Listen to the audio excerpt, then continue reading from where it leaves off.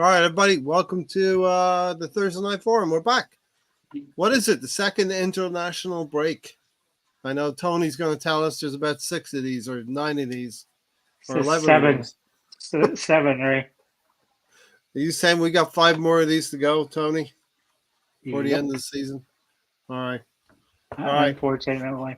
Yeah, listen, it's the time where you're forced to find things to do. You're forced to do other things. But we're back to Arsenal on Saturday, I think. Bournemouth away from home. So, Tony, how have you been? So.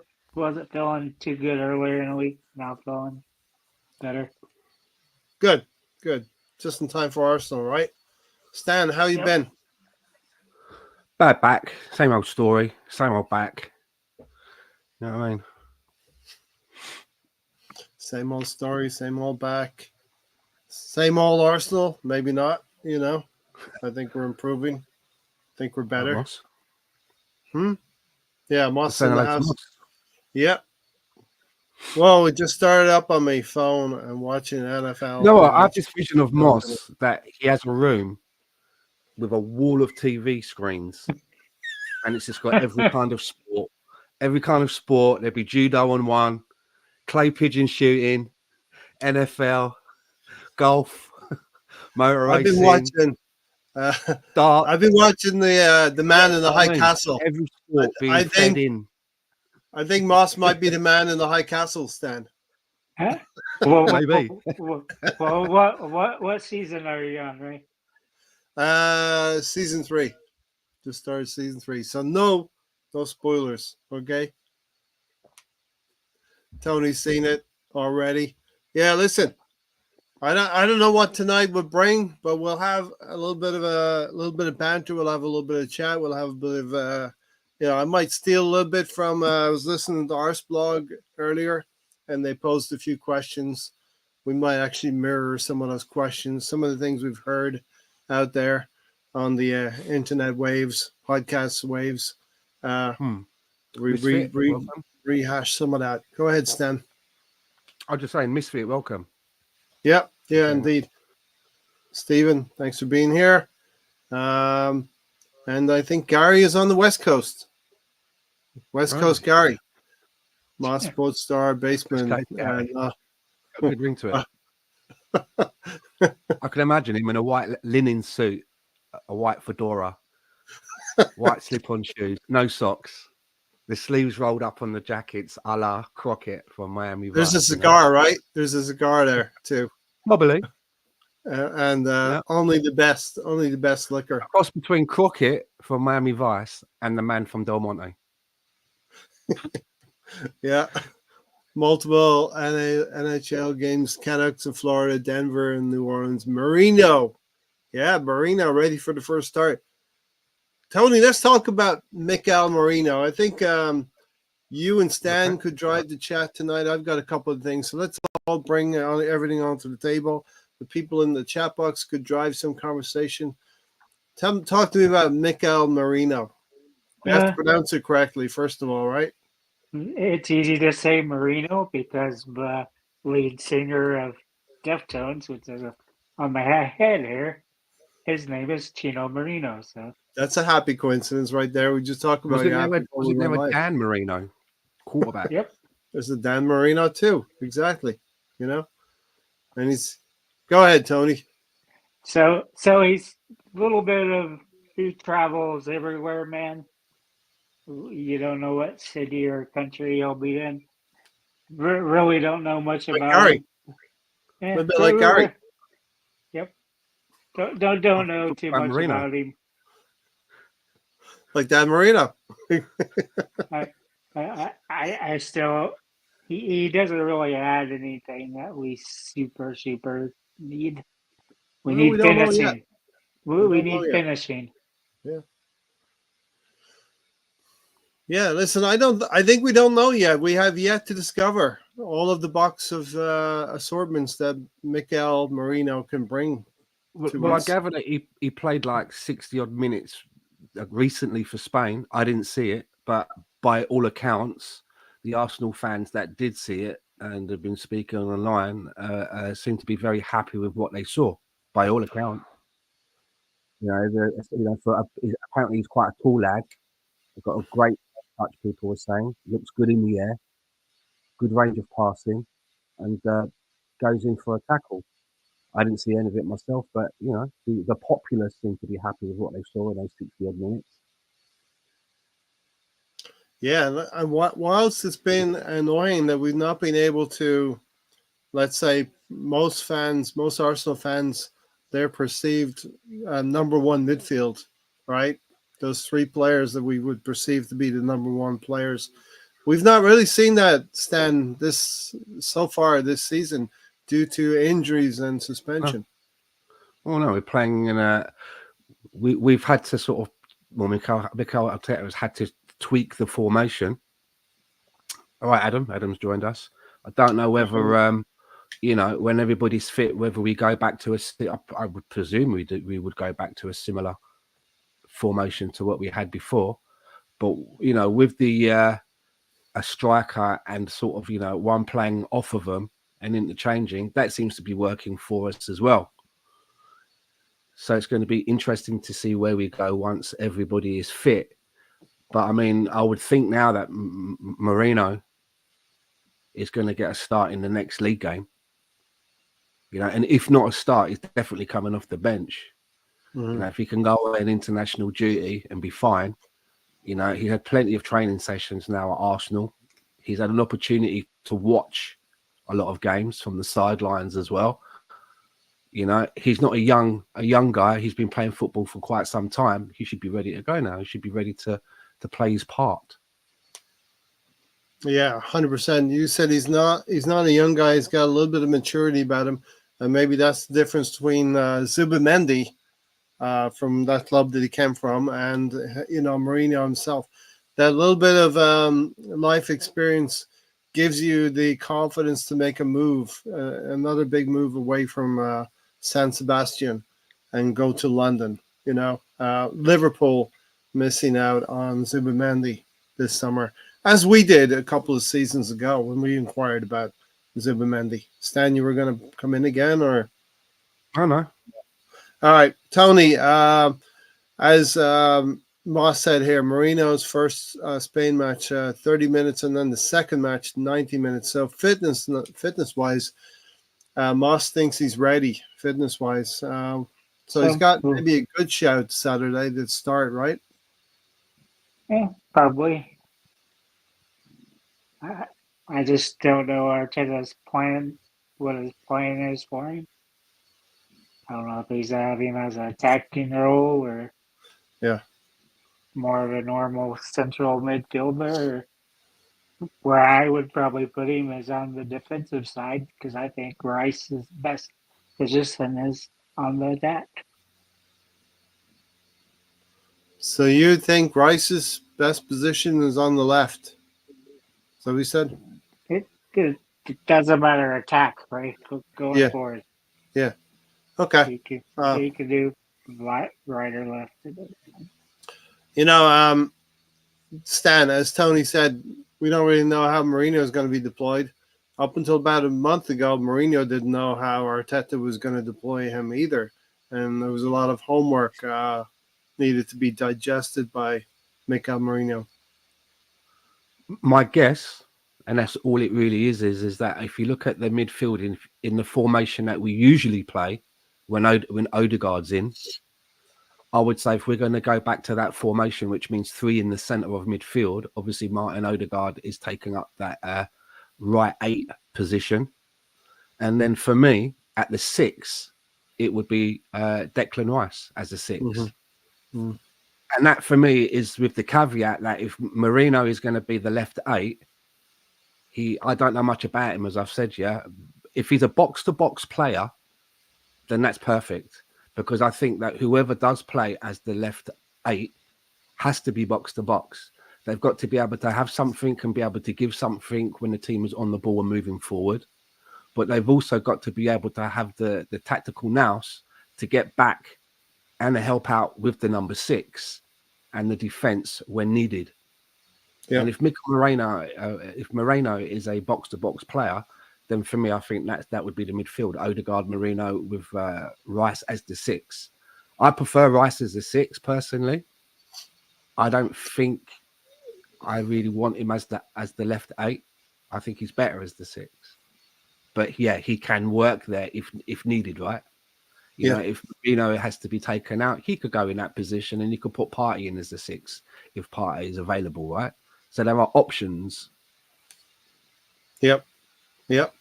As Stephen said, this Bournemouth game is a good time to see the new talent in action. Are we talking about Marino? Yeah, we're talking about Marino. Doubtful maybe one area will start. We're not going to maybe not go there again tonight. We went there last Thursday.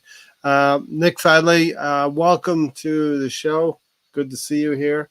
And Semenyo is a danger. I wonder if Bournemouth go with Evan Nilsson or Enes Unal up top. Yeah, listen, Bournemouth are a dangerous outfit. If you give them latitude to play, they will take advantage. Where are they at in the table, Ray? You can tell me. They're probably let me guess, 14th. I don't know what answer, but I'll give it to you. The way he set that up, Stan, is like he knew already. Yeah. He memorized, he'd memorized the table. And where are they in the table, right? I've been out of the loop lately with work, including driving to Edmonton and Alex to Calgary for a CFL game. Who is injured right now? Tony? 13th, right? 13th. I was close. All right. Who's injured? We know that Odegaard has that long-term injury, probably not back till early December. November, right?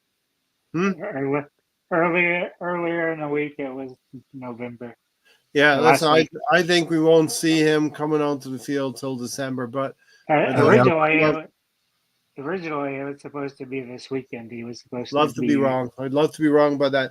Stan, we have a couple of, I don't know if you have them on your fingertips. So I know there's a couple of other injuries I'm not quite sure about. Players that maybe would not start for us anyway. But definitely one that, I know you voiced your concern about recently. Maybe further than recently, is Takahiro Tomiyasu. He's out injured again. Yeah, he's had another setback. It's and as I've said before, and I'd like to lead with, I like him as a player. Yeah. He's very useful in a number of positions, and it's when you give him the eye test when he plays, he seems to do a lot of things right. But yet again, the curse of Arsenal. It's a player that is not available, hardly ever available. And he's one of those players that he can be out with something, an injury, and then while he's recovering from that injury, picks up another injury while you're recovering. Do you know what I mean? Yeah. So, at the end of the day, it's like one part of his body fails and then the next part fails. Connected as well. I know that feeling. Doesn't seem to be someone that we can count on. So it doesn't matter how good Thomas Partey's had count on me. Doesn't matter my injury. I show up. Tony is voicing that he has that familiarity of things failing on him, on his body. Stan's just talking about a curse of Arsenal, but you have Jesus, you have Zinchenko, you have Partey. You have Tierney, you got Tomiyasu. You got a smorgasbord of players that Zinchenko is still out. Yeah. Okay. Are under like 22 games because look, these are the players that you would hope, Tony, could help step in and take some minutes away. And here we are early in the season. Okay, this is the time maybe to get everything sorted by the year. There are a lot, as I say, players are voicing very, vociferously about they're playing too many games, and maybe this is the impact of that. Yeah. What they're saying. I mean, I don't really follow other clubs and know what their injury rosters are like. Be interesting to know whether it's sort of similar or whether it's an isolated thing. But I can remember Manchester United recently having quite a lot of players out all at one time. Yep. as well. I do remember that. We got So maybe this is the fallout from all of these games that they play. Because as we mentioned before, people that do this for a living, as in sports science and everything, they say that a professional footballer, should have 6 weeks off a year. That's not being adhered to, is it? They can barely get a month. If you're an international and there's an international thing going on, you ain't getting a month off. Especially, you want to get back. Some players like to look a little bit willing, get back early if they're not on international duty as well, to be in a training camp. Someone like a Fabio Vieira, for example, to try and look like, to put in like, I know I've not been playing a lot. I've had some injuries, but look, I've come back early. I want to be part of things. So players don't get that much time off, really. Yeah. And let's not and maybe this what we're seeing is what you get from that. Players not being available. Let's not forget, I think all of the team, the whole squad now is pretty much even in terms of match fitness. But let's not forget, due to the summer, we had basically three different camps of Arsenal players. The ones very early in the summer who went off to, I think, was it Marbella or something like that for the summer training camp with Miguel. Voodoo thing they went off and done. Gave their, I don't know what it did. They devil worship, sold their souls to the devil. Whatever they did, they came back. Do you know what I mean? They came back like 100%. Yeah, and then there was they should do more of it. It's because they were so energetic on escaping pickpocketers. They were just running everywhere. That's it. They are mindful now of the pickpockets when they go on holiday as well. That's one of the weirdest fucking things I've ever heard in sports. Mikel Arteta does employ some different tactics, but seems like the squad buy into it. Exactly. That's the key. That's the key thing. Unlike the Arsenal ladies who got their manager sacked. Yeah. Real quick thing on that, if they'd gotten the draw or something, he could have kept his job and limped on. You think those women were going to sit there and win when they down tools for him already? They wanted him out. Yeah, we're see that, Tony, everywhere. Then the second group were the ones who went out of the group stages in the summer and came back early. And then, of course, the third group, as we know, the ones that Stan's talking about in particular, the better players, the higher octane players like Rice and Saka, they go deep into a tournament with England. Havertz, Saliba, Raya. They go deep into the tournament. You've got the Brazilian contingent going off for like CONCACAF games and all that, right? Yep. And then you got players like Rice coming back and admitting that the first international break, a game against Ireland, he was using Premier League games and these international games to build as a preseason to build his fitness up, because they had to obviously take a break off. But as you say, haven't we already had the preseason now? Because we played 3 games. Yeah. Off 2 weeks. Played 4 weeks. Off 3 weeks. Absolutely. So we played 7 games and 4 weeks have been off. Fucking international football. So I think the fitness levels of all of the whole squad now is coming together. And we've talked about this in these first 7 to 10 games, because we played 3 cup games as well. We've had to rely on David Raya. We've had to rely on our defense. We've not scored as many goals as we did, let's say, in a purple patch in springtime last season. So these are all factors, Why is Arsenal not playing well? Why are they relying on David Raya to dig them out of games? Well, that's what a squad is all about, right, Stan? Yeah, everyone's got to be able to play their part. But I think that we've just seen now, the last couple of games, we seem to be getting into the goals a little bit more.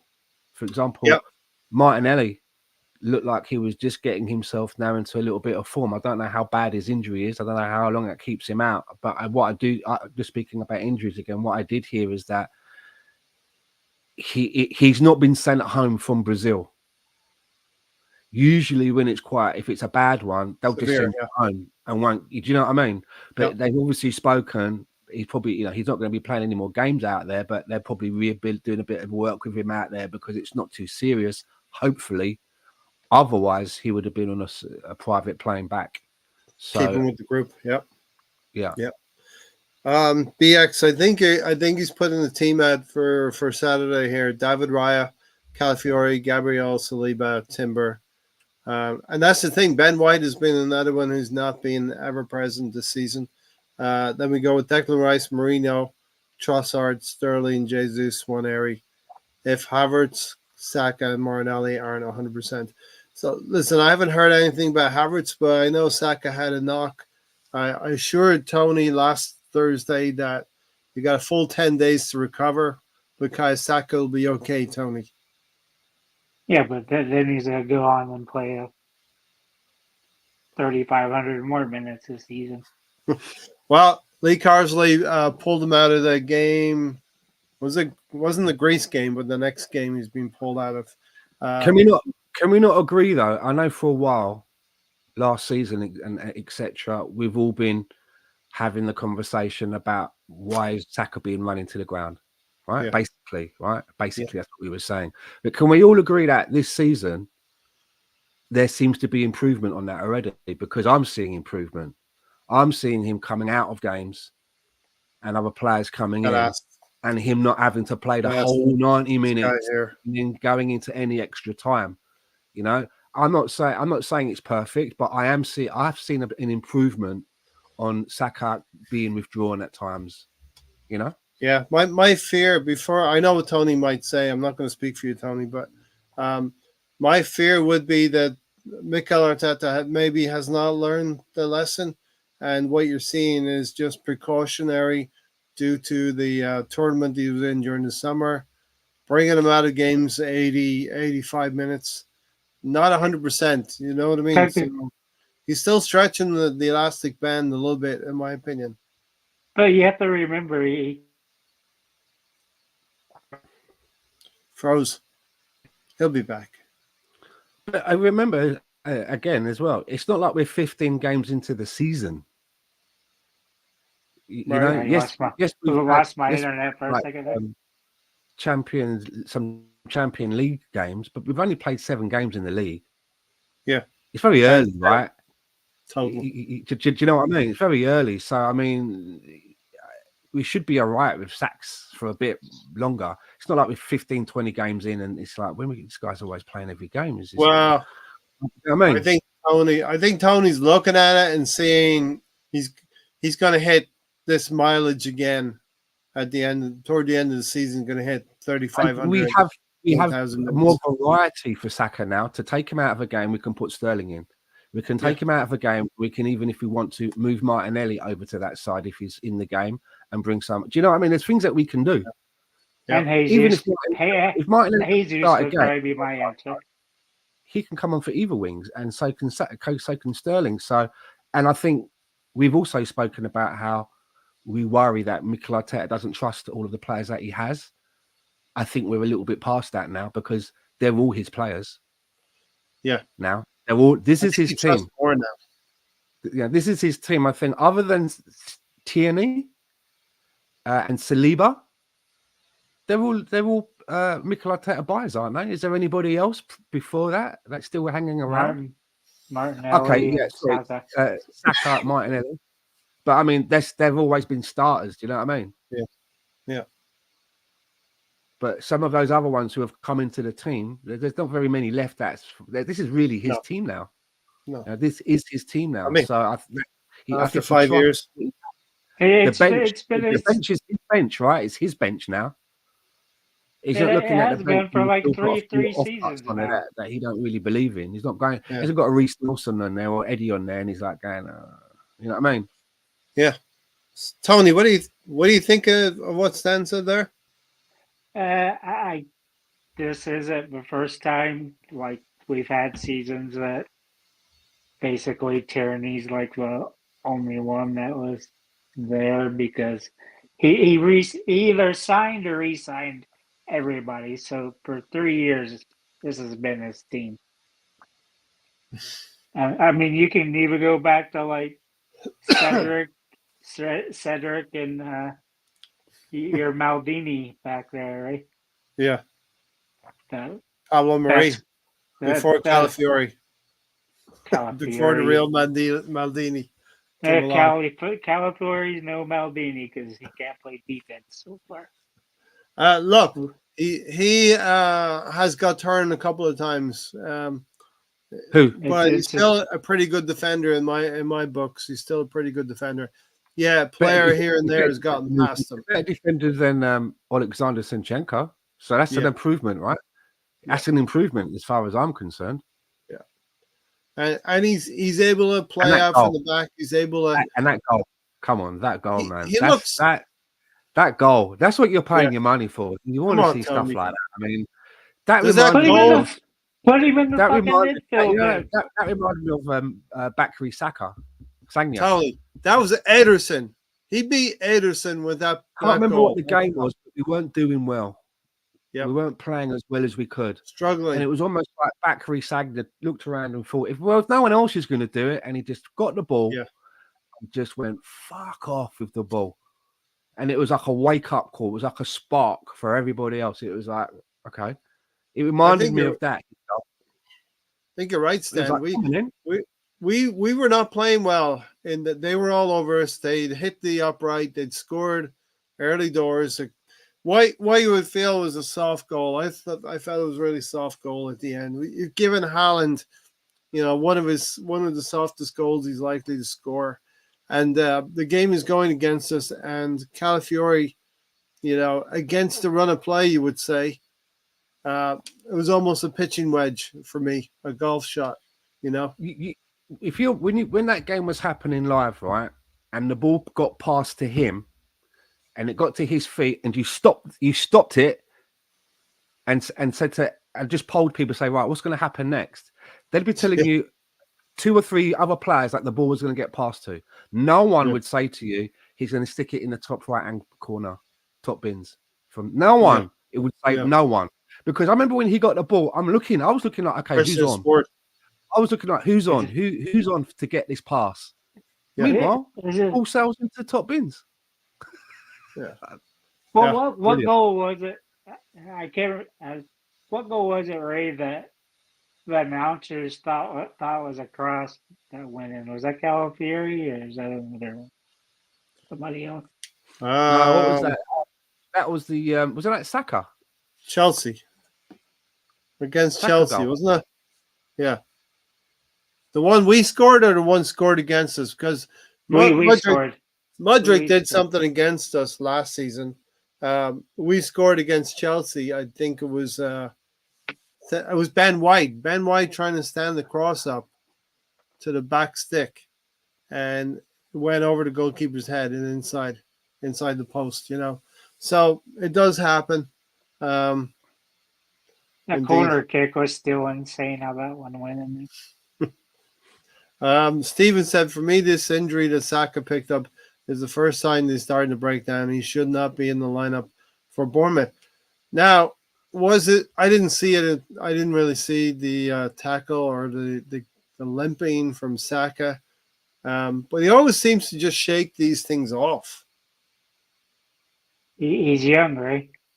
Your body heals faster. Yeah. Some can take it, some can't, right? Jack Wilshere, for example, his legs couldn't take it. Some players are a little bit more robust. Yeah. I mean, I'm trying to think back to the last time. I know there's been one. That's exactly, I can only think of one. I'm trying to think of the last time that he was out for an extended period of time. When was that? Yeah. When was it? The end was it the last game of the season?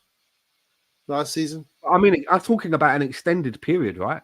Well, because Saka has not been out for any decent amount of time at all. And his feet and ever present area are targets for tackles, right? just because of who he is and the way that he plays. So he's fairly robust. Yep. Do you know what I mean? Do you know what it is? It must be the holes that he cuts out of his socks. That's the secret. That's what they're there for. It must be something to do with that. I've been wondering why. First of all, I thought he had a moth problem. He's got a moth problem. Mothballs. But I found out, no, Well, not moths. He's actually purposely cutting them out. And I was thinking, why?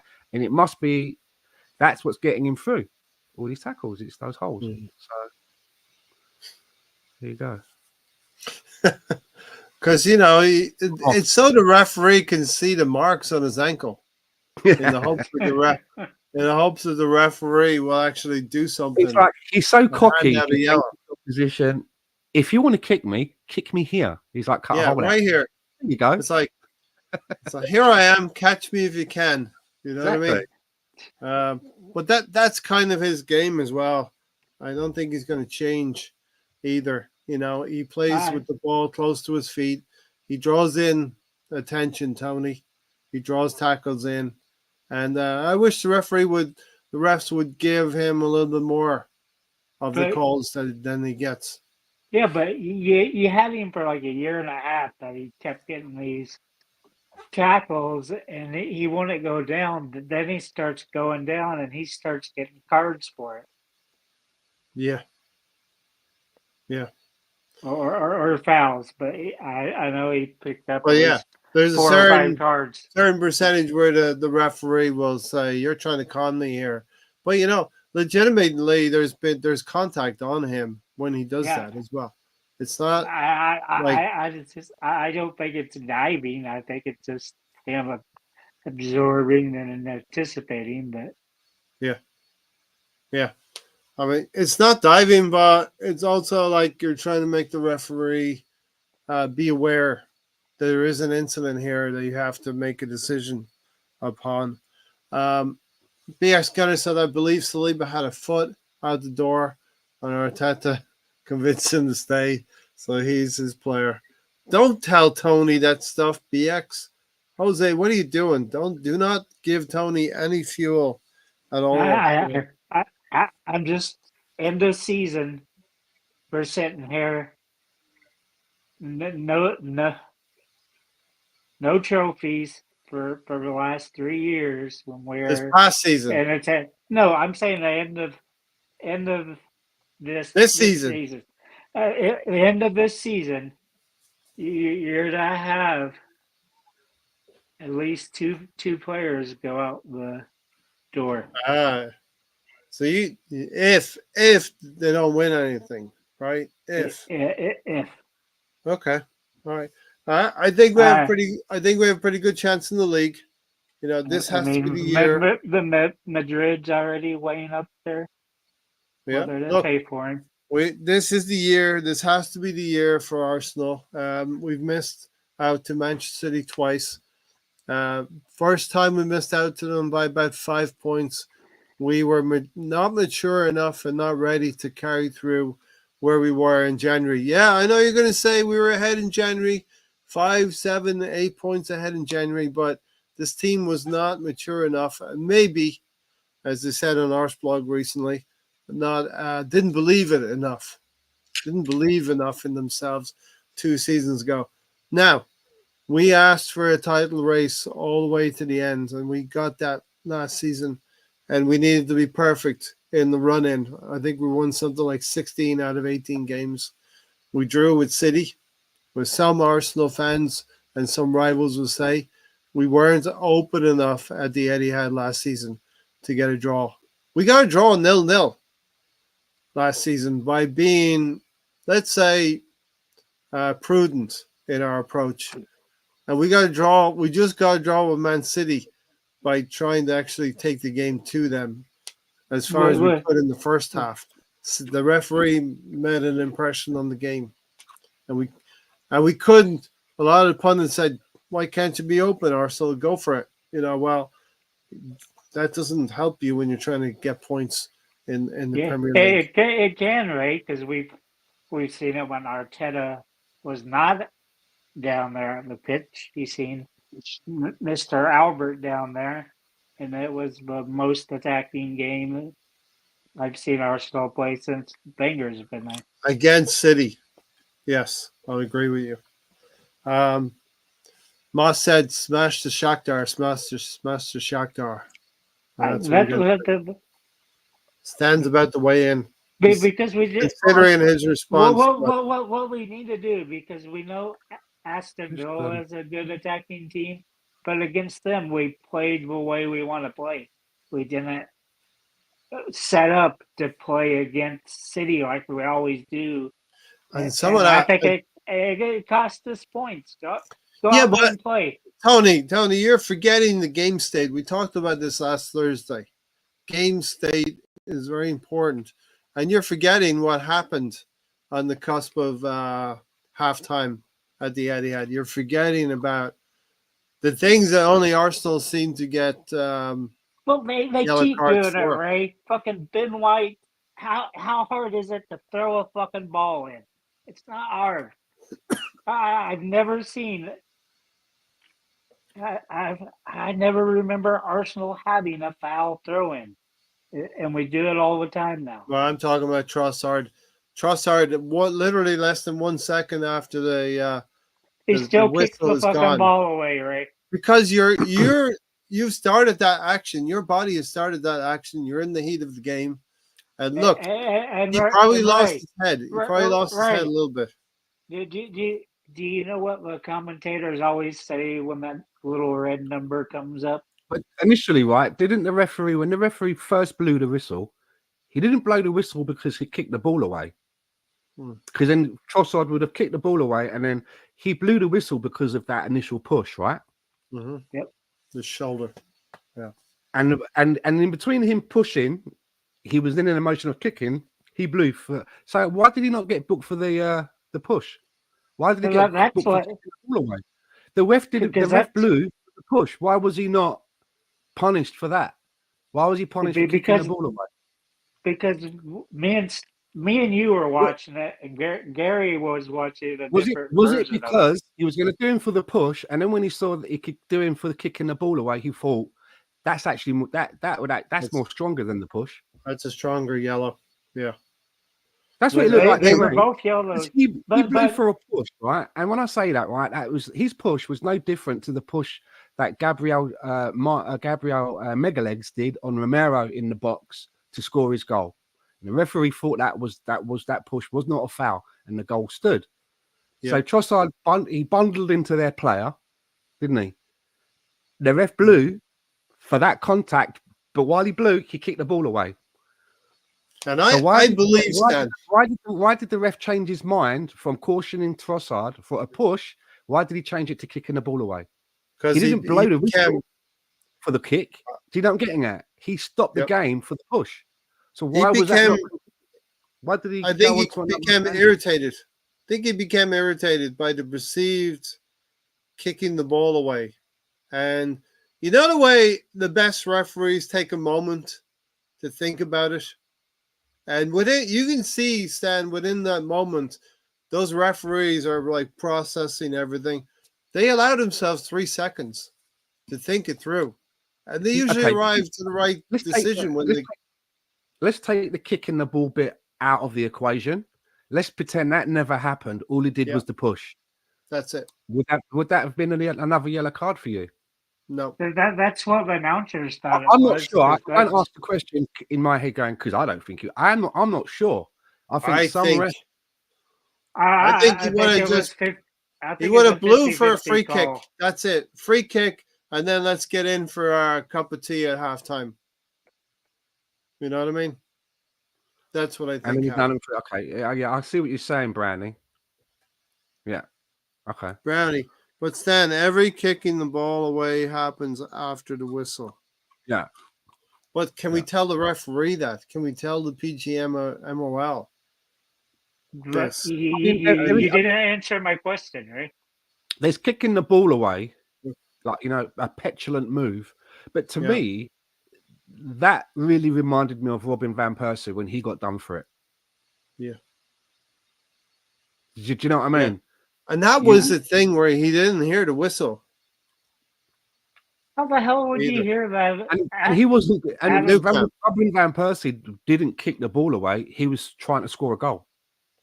Yeah, he was Wasn't he? running towards the Shot. empty So goal. if he was kicking the ball away, he would have known, well, this goal's not going to stand. But he obviously didn't fucking hear that and thought he was going to get a goal. Do you know what I mean? The keeper was way out and he was headed straight towards it. But being Yeah, at Barcelona, the game stayed up at the Etihad changed when the red card came down. There's no way you could play. There's no way that Man City would have retreated into their shell at the Emirates if we're a man up as well. You know what I mean? Can you answer my question now, Ray? Yeah. Let me hear your question. What do the announcers say when you see the board, the number 4 pops up there, or the number 8 pops up there? Minimum of 8 minimum, extra right? minutes. Minimum. Yeah. So it doesn't matter if it happened at 5 minutes because that's still in the time frame. So he can say, okay, that was a foul or penalty or whatever, and Yeah. play continue. I got no issue with the timing at all. My issue is a referee who didn't take a moment for himself to make the right decision. It was weird for me watching it because like the commentators were like sitting there talking about, was that a yellow card worthy foul? Yeah. Then we're like 6 minutes into the halftime. Then Rebecca Lowe comes on there and says that the card was for time wasting. So then we've got to see the kick. And the shot they showed on Peacock is just him hammering the fuck out of a ball. Mm-hmm. Yeah. So, well, listen, my problem and Stan's probably your problem with this, and all Arsenal fans' problems with this is it only seems to be Arsenal. It's everybody, Ray. I know everybody's doing it. It only seems to be Arsenal. We're the only club that other clubs decided to write letters last season to the PGMOL, putting us on the radar. If you remember, there was that article in the Daily Mail that last season, not this season, last season, a number of clubs, I don't know how many, a number of them decided to sit down and write a letter to the PGMOL complaining about the way that we play our football. They used phrases in the letter such as the dark arts. Even they're using that phrase. Yes, it's probably going to be entered into the dictionary next year as a proper thing now, and time wasting. So that was last season. So I think that we're being over-reffed this season because PGML have received all of these whiny letters, and that means then that they would have had to have a meeting about that and discussed it. So now in the back of the refs' minds, they've probably got this, well, we're being perceived, that we're not doing our job properly against Arsenal, and Arsenal are taking the piss out of us. They're widening the margins. They're widening the margins against us, and we're getting done for it by the other teams. So now, this is natural. Of course, they're going to be watching. Yeah, exactly. Trossard style. But Ray, the whole thing changed last year. So that's what's happening. We're being over-reffed this season because it's everybody though. Right? Yeah. But they didn't write letters about no one else. They put us in the spotlight, so we're being over-reffed. But they didn't read those letters, laugh, screw them up into the ball, throw them into the bin, and then go down. Go for a beer, a lunch, a liquid lunch. They had a meeting about that shit, and now they're like, well, we don't want to be, other teams are saying that we're not doing our job. How many times last? How many times? We've got them rattled. They're writing letters about us. We've got them rattled, man. I love it. Write more letters. How many games did you see 8 to 10 minutes of stoppage time last year? It was throughout the entire the entire week. There was a lot. Listen, I said it last season. Yeah. And to go with that, the only time you would ever see that before if the player was stretched off, didn't need to get the Yeah. 8 minutes. But in normal play, just like maybe one little knock or two little knocks, you Well, don't add 8 to 10 minutes. I think it's hard because So these teams are sitting there wasting the time because well, the officials aren't just adding the time for shit and giggles. and listen, I've got no argument with this. Arsenal also have the shithousery about them. We've become better at this game. We used to get bullied by the dark arts, and now because we're playing the game that everyone else has been playing for years. We've become the bully, apparently. Apparently we've become the bully. We've not become the bully. We've just become a little bit more streetwise, and We're just not letting people take our lunch money anymore. That's all. Yeah, the bullies don't like it. It's not having our lunch money no more. It's not happening. We're that young kid. We're the young brother who's wised up a little bit, and we've 3 years ago we're like, hold on, this isn't going to happen to us anymore. We're not going to go to White Hart Lane and have Rob Holding sent off twice by Son, by simulation Son. These things were happening to us 3-4 years ago, and we become that kid in school that he's not the hardest kid in school, but even the fucking hardest kids don't pick on him because they're like, just leave him alone. Do you know what I mean? It's just not worth that aggro. He gets it. Yeah, it's just not worth the aggro. Yeah, you're going to come out of it missing an ear, so just leave it. Do you know what I mean? But in the most quiet fashion, the most ninja type. It reminds me if you've ever seen the movie Brick. That's kind of what Arsenal has done. Yeah. Have you seen it, Ray? What's the name? Brick. No. It's made by the guy that directed the 8th volume of Star Wars. Okay. Ryan, is that Ryan guy? Yeah. I still can't believe they bring J.J. Abrams back in, and basically it's like, we're going to delete all the stuff you did in the previous movie. Then you have fucking Palpatine come back from nowhere. No explanation how fucking Palpatine got back. I love Tony's off ramps. Nice. BX said, we're not player 2 anymore. The second controller settings are deactivated. No more Luigi time for Mario. Yeah, it's a good way to put it, BX Gunner.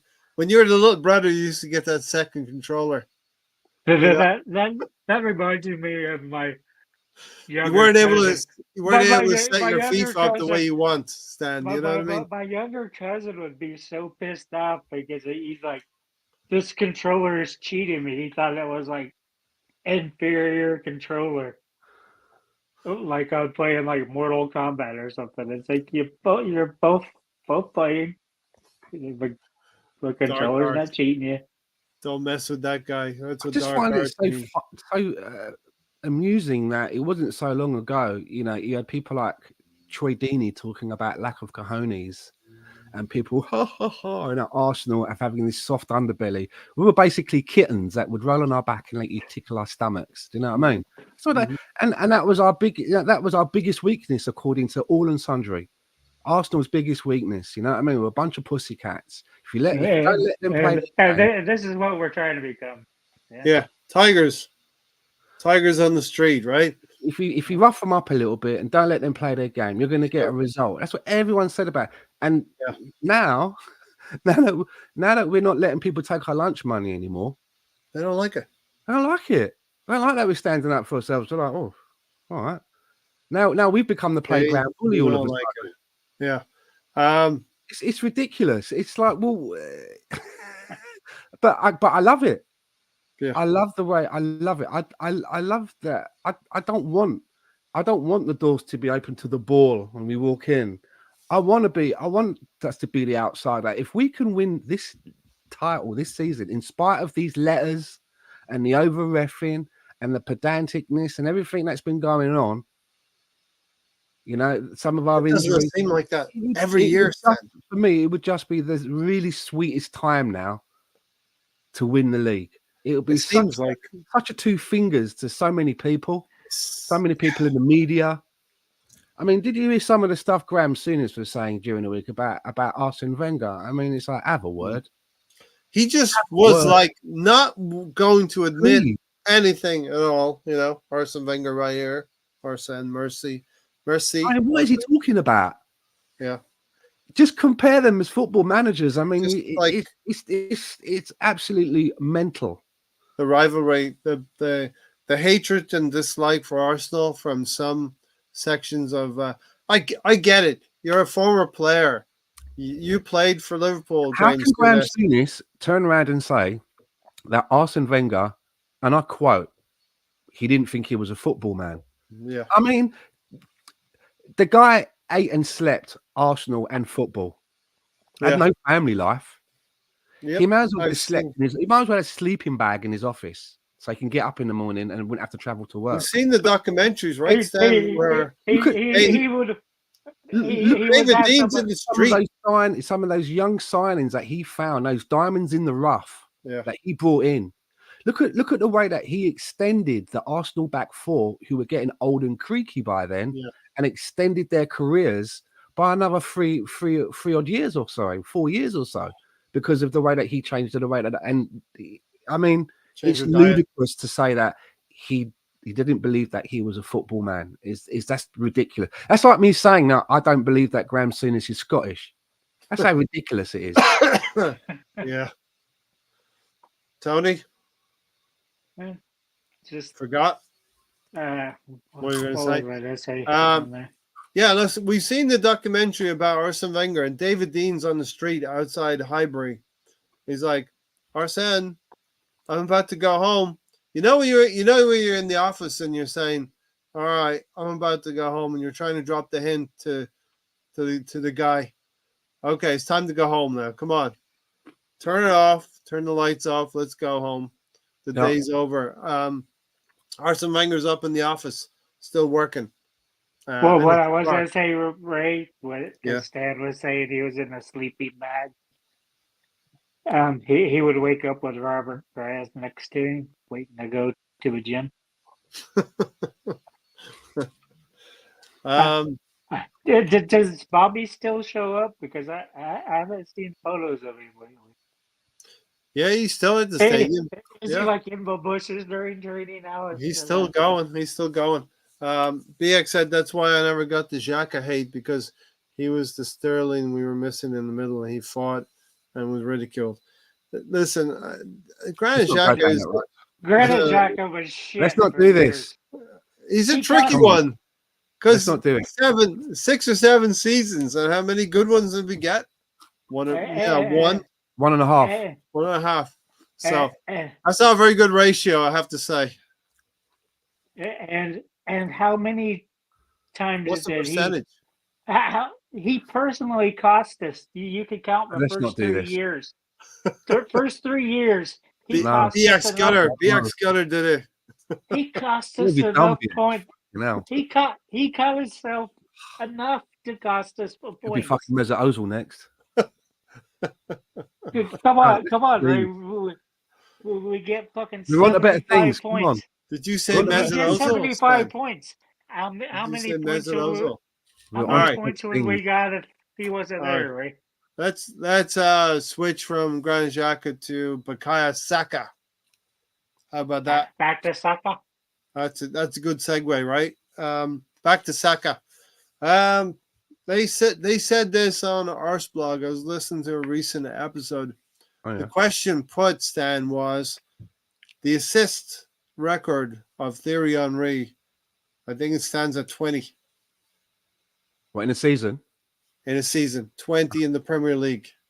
Yeah. Bukayo Saka, after 7 games, has 7 assists right now. So, question put was, could he beat Thierry Henry in a season? That would mean there's 31 games remaining. He needs 14 assists.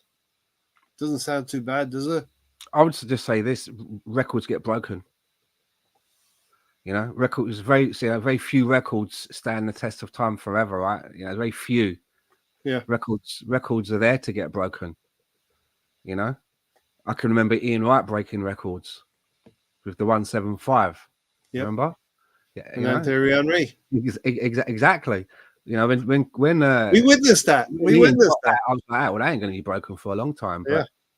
So yeah, I mean, he's already. I can't remember what records it is, but it's something like at the same period of time compared to Cristiano Ronaldo, he's done X, Y, and Z. You know, there's lots of these stats, and you think, okay, you know, if he's heading in that direction, and you look at someone like a Mo Salah, who I would say that right now in the Premier League is probably the best when it comes to output on the right hand side, looking at goals and assists over the last however long he's been at Liverpool. 7. But he wasn't always at Liverpool. Yeah. And if you look at him at Roma, and this is 2015 to 2016 season, 34 games, 14 goals and 6 assists. And then in 2016-2017, 31 games, 15 goals and 11 assists. There's Xhaka's already in and around those numbers, right? Yeah. He's kind of in and around those numbers for the age that he is. Yeah. So, you know, if he continues at a similar clip, you know, a similar growth rate, you know, he's going to be getting those Salah numbers where it will be like 19 goals and 10 assists, 22 goals and 8 assists, maybe a 32 goals and 10 assists. But, you know, like the big, those standout numbers. Yeah. You know, Salah wasn't doing that at Chelsea and he wasn't doing that at Fiorentina, although he didn't really play many games there. But even at Roma, as you can see, it was like getting into them Saka numbers. So I think it was Moss that said that we're looking at a generational talent happening, you know, as we watch, we're seeing it happen. You know, legend in real time. In real time. And I think he's right. Enjoy it. Don't forget that he started out as a defender. So look how high he would be up there if he actually started as an attacker and or midfielder. From that area, I remember him creating and assisting goals. You know, from that. He got moved to the left wing, didn't he? Or wasn't that under Emery? He got moved to the left wing. Yep. You know, but if you look at now, and I mean that was kind of traditional, right? A left-footed player on the left-hand side. So what is your job then? Traditionally, it's to spread the game and keep to that byline and make the pitch bigger and put crosses in from that side. But now he plays on the right, and this is where it's gone now, isn't it? Wingers traditionally now play on opposite foot to their side because it's all about getting in behind and cutting in now. Coming inwards rather than getting to the byline. Because if you get to the byline and put a cross in, the percentages of scoring goals from headers. Right-footed, he plays on the left. Yeah. He does stretch the pitch because he likes to keep to that side, but then he will come in for a cutback or whatever. But it's very gone now, Stan. Before it would be the you know, if you were right-footed to be on the right side. If you were left-footed, that's gone. Yeah. Remember, Stan, it'd be about getting the winger some space in that right corner and then whipping a cross in for a header. You know, Alan Shearer's style. But it's kind of like look how long we went without a left-footed left center back, and now we just keep getting left-footed guys left and right. The only time you see us putting crosses like that, like you just described, is when we take a set piece. Corners. It's mostly a cutback. If we get to the byline, it's mostly a cutback. Ben White can put in some cheeky crosses, though. Yeah. Tierney. If you go back to Tierney being in the team, even under Emery, and we hardly had no attack, how many times was he getting up the wing and crossing the ball into no one? There was no one there. You'd look and you'd be like, oh, hold on. Lacazette. He would put the ball in, yeah. Lacazette is still waiting for his pass at the centre circle. Do you know what I mean? You're too early, Tierney. Yeah. You haven't got up there yet. And sometimes as a fullback, as Kieran Tierney, all you can do is, hit a certain area of the pitch with the pass. Put it into a dangerous area. And it's up to the strikers and forwards to get on the end of it. Yeah, but if they're not there, you need to wait for them. That's the part now Martinelli needs to learn that. Still. Tierney would have been great in a team back in the day with an Alan Shearer or a Les Ferdinand. Mm-hmm. Oh, you remember that Newcastle side? Pardon? Remember that Newcastle side with Ferdinand and Shearer, Ginola on one side. I don't know who was on the left, but it was seriously octane, high-powered attacking teams. But yeah, Bukayo Saka, and look, BX Gunner would be league games, and there's 31 league games left. So the league is left. The league record is 20 with Thierry Henry, and if he gets 13 more, he draws level with him. 13 and 31 games wouldn't be horrible in terms of what Bukayo Saka is producing right now. You know, how many goals because Stan's least favorite Arsenal player of all time, he was ahead of a pace on that record and didn't end up breaking it. Who's that? The 1 year Ozil and Sanchez was hooking up. Then after that, none of them did shit because they were split up. Okay, so you're gonna have to give that to me again. I'm not quite sure. Ozil. Mesut? Yeah. Oh, how many assists did he get? I think it was 15 or 16 in his best season. Because I remember that season with Sanchez. Yeah. They kept. I just remember the commentators kept referring to the 20 because he was ahead of pace. He was ahead of pace in doing it. So right, and you're going to hear probably the commentators now talking about Bukayo Saka because let's face it, Arsenal have not been great attacking wise so far this season, and let's remember we had a very difficult first 5 games of the season. Well, we had to rely on David Raya in some cases, but Bukayo Saka's strength this season has been his delivery from corner kicks.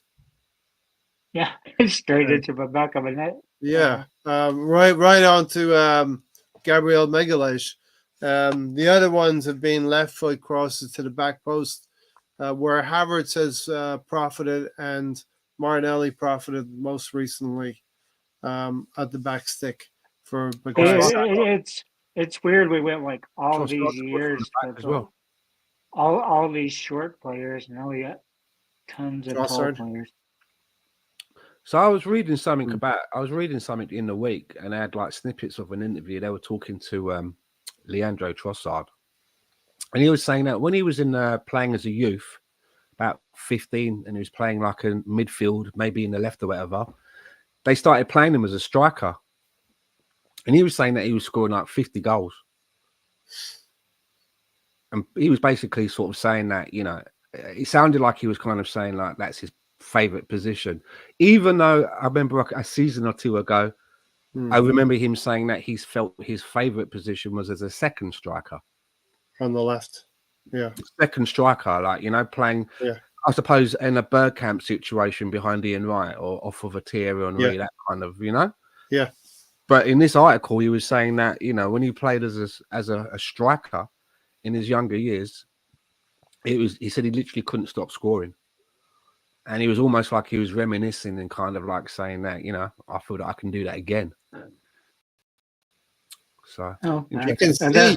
That's why he's late to going bye-bye because it isn't playing enough. And he's pissed off because he thinks he can contribute more than he has.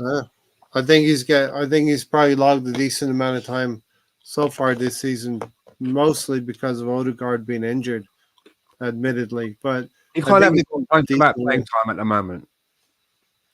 If he had a gripe about that last season, he ain't got that gripe this season because he's been in the team. Martin Odegaard's forced the hand, and he's been playing well, so he should be happy. Yeah. Remember when he scored that goal, and it was they sort of no celebrate. Sort of, that kind of Aston Villa. Yep. There was that, but I mean, he's been playing ever since, right? Does that worry you a little bit, Stan, when you see Trossard doing that? because we've been big advocates It's of. not like it's not like he's running up to the manager and going, "Fuck you, see." Do you know what I mean? It's not like he's being worried he's not about being that. But I Yeah. mean, what I like is it's not like he's got the ump, and when he comes on, he's not doing anything. He's not doing what the manager wants. He's passing it the wrong way. He's not running for balls. He's playing. Hmm. And that's what you want. I want him to believe in himself. Back himself. Do you know what I mean? And I like the sort of the little mini sulk. It was a mini sulk. It wasn't anything over the top. It wasn't Do you know what I petulant. mean? But He he smiled towards the end and that. Do you know what I mean? But he's obviously a proud individual and wants to play every game. Yeah. Maybe he did believes that. in what he actually is. But so what? You want that, right? Yeah, definitely. You do want that, Tony. I think he's one of those players that he probably doesn't go full out in practice, but when it's game time, everything just clicks. Clicks, and he's locked in. Yeah. And that's why I don't know why Arteta hasn't played him more. That's because Arteta will probably look at you in training, and if you're that's the problem, though. And that's where he gets it wrong. Sometimes he'll say, "Nketiah trained like a beast, so he's going to play," and then Nketiah doesn't do it on match. That's down to the personality of the manager, because we all know that the story is that Patrick Vieira was a shit trainer. Yeah, trained poorly during the week, or I don't know what that interprets as. Wasn't putting in any effort, didn't look up to snuff. I don't know, maybe, but he fucking repaid you on a Saturday. Mm-hmm. Yep. Do you know? There was no questions, nothing left on the. He didn't leave, anything on there on a Saturday. Yeah. So it's down to the personality of the manager, right? Yeah. Because you've seen the interviews now with Roy Keane and Patrick Vieira together. Especially when Man United would meet Arsenal, they would be prepared. They would almost like treat their bodies like a temple leading up to that game, and just be ready for that battle on the Saturday or Sunday when they faced each other. They talked about it in that respect. Leandro Trossard. You do kind of want to see that a little bit from him. I love the aspect of Saliba trying to snap him out of it. Do the celebration. Yeah. Come on, you want to. You know what I mean, come on. Yeah, and that's where you wouldn't have seen that 5 or 6 years ago, Stan. You wouldn't have seen the camaraderie within the squad. They'd all just fuck off to the halfway line again. If you were going to say, if you're going to pick members of our squad to be a superhero, I know this is going to sound weird, I'd probably pick Trossard to be Batman, broody as fuck, sitting in his fucking dark office in his tall leather chair, just waiting for that bat signal. He's just waiting. Come on, hurry up! I want to get out there and do shit. Yeah, I'm going smack the villains around. Who'd be or that red telephone to light up when. No, you're a billionaire. Come out. People ringing him up. Leo, you're a billionaire. Come down on the town. We've got loads of birds, loads of champagne. He's like, no, I'm waiting for the bat sign. I got time. I'm waiting for the shit. What would Saliba be doing in that situation? Which character would he be? The one who snaps. Is there someone who snaps Batman? I'll tell you, I don't know. I don't think about Saliba, but now on this thing about our players being superheroes, I would say that Gabriel Megalegs is definitely the fucking Hulk. But Banner changing into the Hulk, that's Megalegs sometimes, man. Or what's that creature with all these rock? He's like got bits of rocks all over him. The thing, Ben Grimm. Huh? Yeah, could be him, right? That's probably Saliba. Ben. Yeah, the two of them together make a good tandem, right? They're both brick shit houses. That's what Tony likes. Anyway, brick shit house. There you go, with literally brick shit house. There's a brick in the shit housery. As we are talking about our defenders, it's interesting to read a lot of stories over the last week or so about Saliba and having eyes on him from Real Madrid. Which why wouldn't they? Real Madrid are always going to be looking at the best players, and he is one of them. But also now talking that Arsenal aren't sitting back.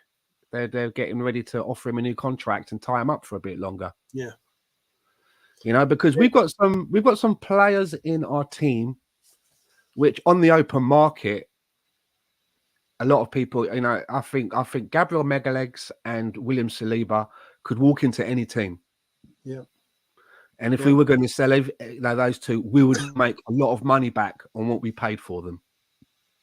Definitely not depreciating. I think obviously the same could be said for Saka. We know that. Yeah. I think Martinelli as well. Apparently, he's admired at Barcelona.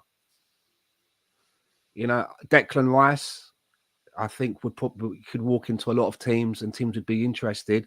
The point I'm trying to make is that we've got some really valuable players.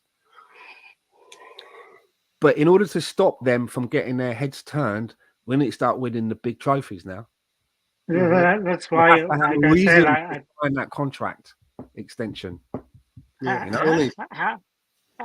many is leaving at the end of the season if there are no trophies this year?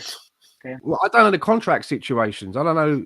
I'm not sure about that. I have no idea. No contracts don't mean anything. You know that. Well, they do. It just means that if they're going to you're going to get a king's ransom for it, right? Yeah. Yeah, listen, I don't know if it would be immediate. I don't know if we go this season. I don't actually believe this, Tony. I think we're going to come away with a trophy of some kind this season. The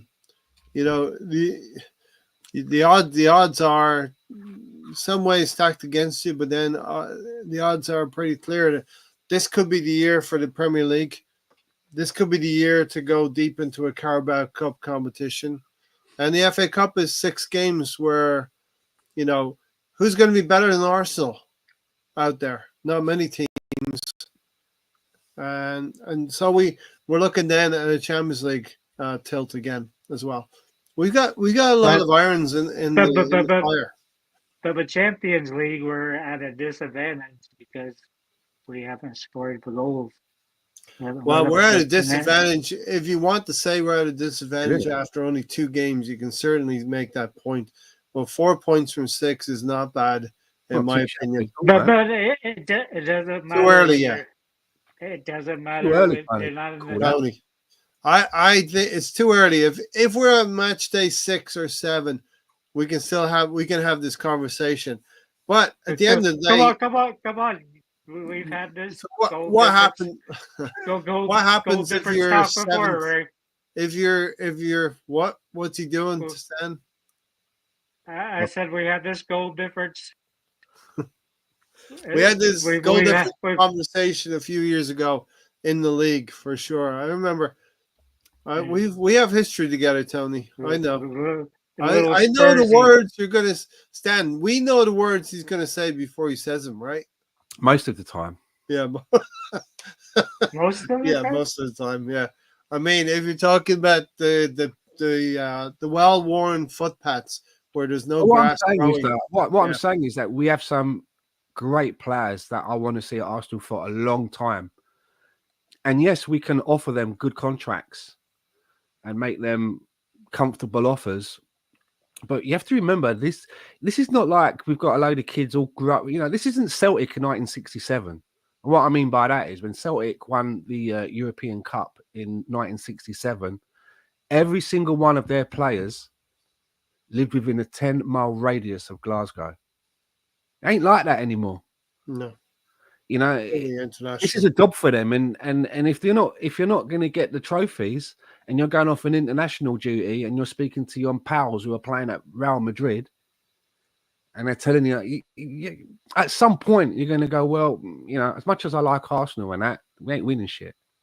Mm-hmm. I want to go where we're winning shit. And that team that's winning shit, apparently they want me. They want me there. If you're that player who's part of the French team, and some people actually say you're not the best defender in the French team, which I find bizarre because you are. I don't think he is. Well, you don't think he is because there's a certain manager there who who stays faithful to the players he knows already, Um, and he's overlooking Stan, real what, talent. what did you tell us when the World Cup was coming up? What did you say about Mr. Saliba? Can't You remember. said he would. You Tony said is a he would regular. You said he would hardly play. He played 14 minutes. You're right. Stan was right, but an injury happened that allowed Saliba to get into the team. You know, Yeah. That's what I don't know. I don't know why, but it seemed that Deschamps wasn't like drinking the Kool-Aid. A lot of people were talking about William Saliba, Yep. and for whatever reason, Stayed Deschamps safe. felt that it was Upamecano and who's the other one who plays next? Is it Konza? Konate. And then, as you reckon, there was an injury, and it was one of those ones where, again, you know, this is what you want: someone who's waiting in the wings to come in, get an opportunity, instead of being like a deer in the headlights and being starstruck, or make grabbing the ball by the horns, and nailing themselves to that place. And that's what he's done. And he's turned. I mean, Deschamps now probably looks at him as one of the first on the list when he's doing a team sheet now. Fair play to William Saliba to be able to do that for someone that's like, I'm not sure if I fancy you. Yeah. I'm not going to give you the minutes because I'm not sure. The other thing you might have thought about him is he's really young. You know, Saliba still is young compared to maybe Upamecano and they're all the same. And that's an issue. I said he wouldn't play, not because I thought he wasn't 3 or 4 years between. When I said that initially, that he wouldn't play much, it wasn't because I thought he wasn't good enough, because I thought he ain't fancied. It's very hard to break up a centre pairing. Yeah. If you're happy with it, that part of the pitch. If a manager's happy with that, it's hard for another player to get in there. Do you know what I mean? You only have to look at Harry Maguire. 23. He went through that patch, man, where he was just getting absolute pelters, but he was getting picked. Hard to break up a good centre back pairing. I think it's easier to swap. It's really easy to swap other players, swap a winger, swap a fullback. You know. Yeah. So I'm fact checking you right now. Konate is 2 years older than Saliba, and so is Upamecano. So those two are 25 years old, and William Saliba is 23. So couple that to what Stan was saying, you got a centre back pairing, which no matter what team in the world you're talking about, international or club, that's a very important pairing that have developed an understanding. Wasn't it Upamecano's place that he took? I believe it was him who got injured. And it's funny. I can remember being on this podcast maybe 3 years ago. Yeah. You know, talking about transfers and someone that we would like, whatever. And I can remember, you know, waving the Upamecano flag and saying that I thought, you know, he was someone that I would love Arsenal to go in for. And there was some links and there were talks of release clauses. And if I can look at it right, I think Arsenal were quite looking at Upamecano, but didn't want to pay what it would have cost at that time to get him. And kind of, in a way, at that time, I thought penny pinched and looked for another option. And that option was William Saliba. And kind of worked out really well when you think that we paid, what, 27 million for him? Yep. I don't know if that's pounds or euros, 27.5. Peanuts. Mm-hmm. Yeah. And look, we had to send them out to St. Etienne, I think it was the first loan. And then 2 more seasons at Marseille. Yeah. Tony was spinning his agenda. You ever get him a half season that he didn't do anything? He didn't do anything in a half season because of a tragedy for the young man, you know. That was a real bad admin mistake by Arsenal of not sorting out the loan, and then here he is 6 months in limbo. I mean, again, you got to take your hat off to Saliba for putting up with this shit and still being able to do what he's doing now, right? Yeah. But at that time, he wasn't developing as fast as the coaches thought he would, so they were very hesitant. When you sat in your ass for 6 months. That's a little bit tough, and maybe I mean, you're just training in the gym. uh, You're just training in the gym. That's it. You're not doing anything. yeah, and there would have been restrictions as well in terms of movement and all that stuff. The other thing is when you're young as well, Tony and Stan, it's very difficult to. It's not linear, right? Your development is not linear when you're a young kid. It can go in spurts, just like your growth. You know. Yeah, and there was also the tension that we want to let him play for the Cup French final. Cup. Yep, yep. But all said and done, as Stan said, I think it all. I'm not even really sure whose idea it was to bring. Was it Unai Emery? Is planning to bring William Saliba in. It was either him, scoutish, him or Sanyeri, right? Maybe, yeah. And I think it was Emery. Adu was pretty sure. was also in that triumvirate. It was Adu, Sanyeri, and Emery. I'm not sure how much Paul Emery really had in the transfers because we all know Nicolas Pepe wasn't on his fucking Christmas list. One we obviously had scouted. Ended up waking up and finding him under the tree. Yeah. But he scouted all those players that he ended up getting from France, like Guendouzi. Whoever scouted Saliba and was in with that, you got to I don't know whoever it was, even if it was Sanyeri. Tip your cap. You ended up being a fucking lemon. Tony, but after being anointed the Don. Tony, tip your cap. Tip your cap to that scout, Tony. Whoever it was. Go ahead. Fantastic.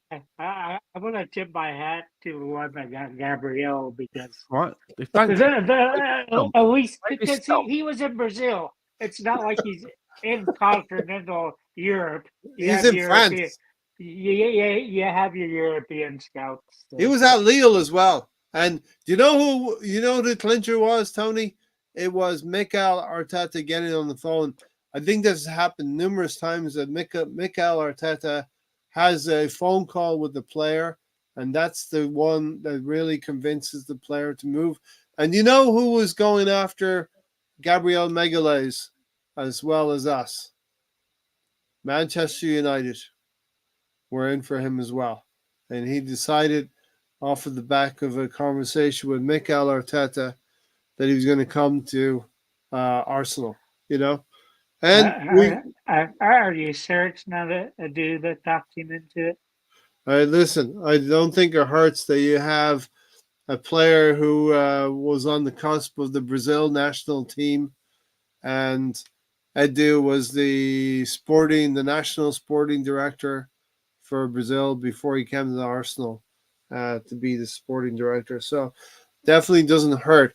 And you have a player like Gabriel Martinelli already there.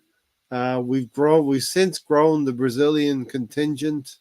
We added the lesser known Gabriel Jesus to the lineup, and it's gone from there.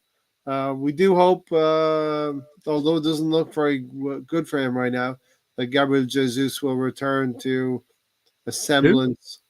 Who? Gabriel Jesus will return. Yeah, exactly. I'll move on quickly. Is he 30? Is he 32 now, or is he still 31? I think he's 31. I'll have to check that. What was that, Stan? I just said it's a shame, man, because he's prolific on FIFA. But there you go. Prolific. Yeah, I mean, he was prolific for about 5 games for Arsenal. First 5 games. Let's go to BX's Gunner's comment here. Trossard and Havertz are a good tandem while playing together. I think we're having a good old chat tonight, just talking about the players in the team, the ones who are doing well. Trossard and Havertz. Well, you got a 9 out of 10 there, Stan. 4-4-2, baby. Would you have those two in your 4-4-2? I remember, and I knew it was about three seasons ago, being on this podcast and talking about how 4-4-2 was going to come back and having a debate about it with Mr. Greenwood.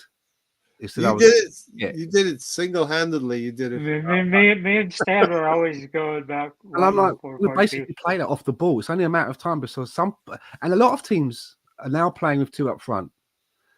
the amount of times, I always, look at my phone and see who's playing who, and I look at lineups. And anytime I see two up front, it puts a broad grin on my face because I love it.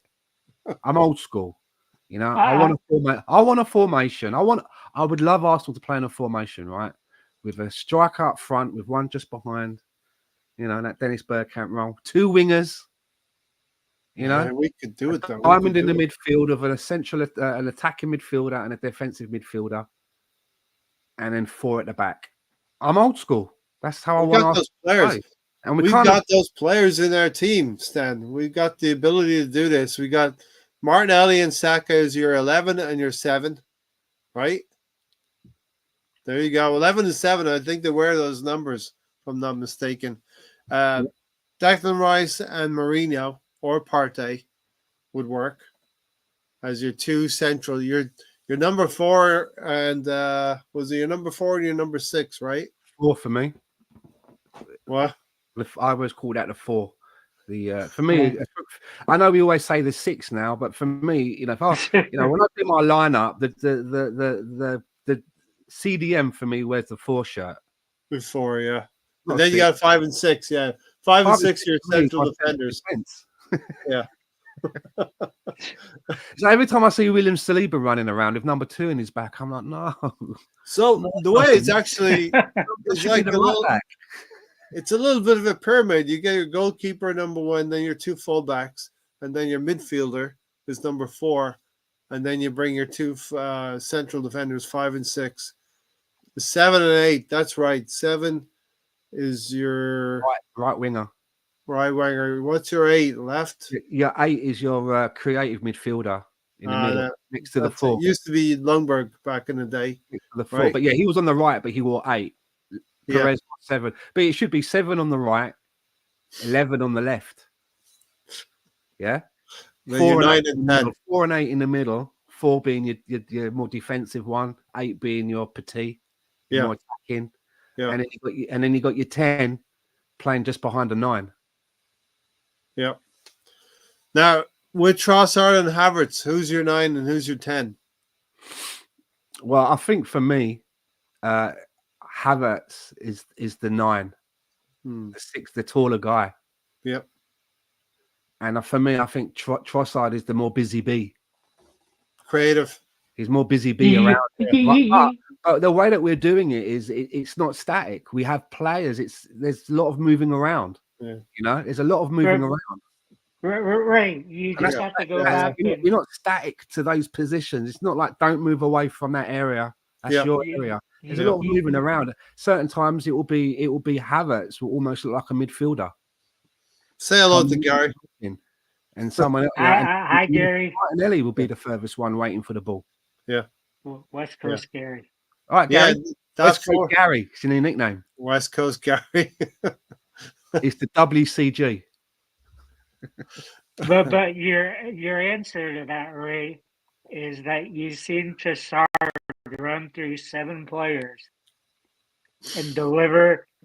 Havertz was shot. It was not 7 players. He went past 3 players. Come on. It was not. PSG. Your stories get better and better as they go. He went through Next 6 week it'll players. be 8. No, but another one came back. It was 6 last week. One player twice. It's Tross of the Rovers. Dan's Tross of the Rovers. It was not 3 players, right? Yeah, it was not 3.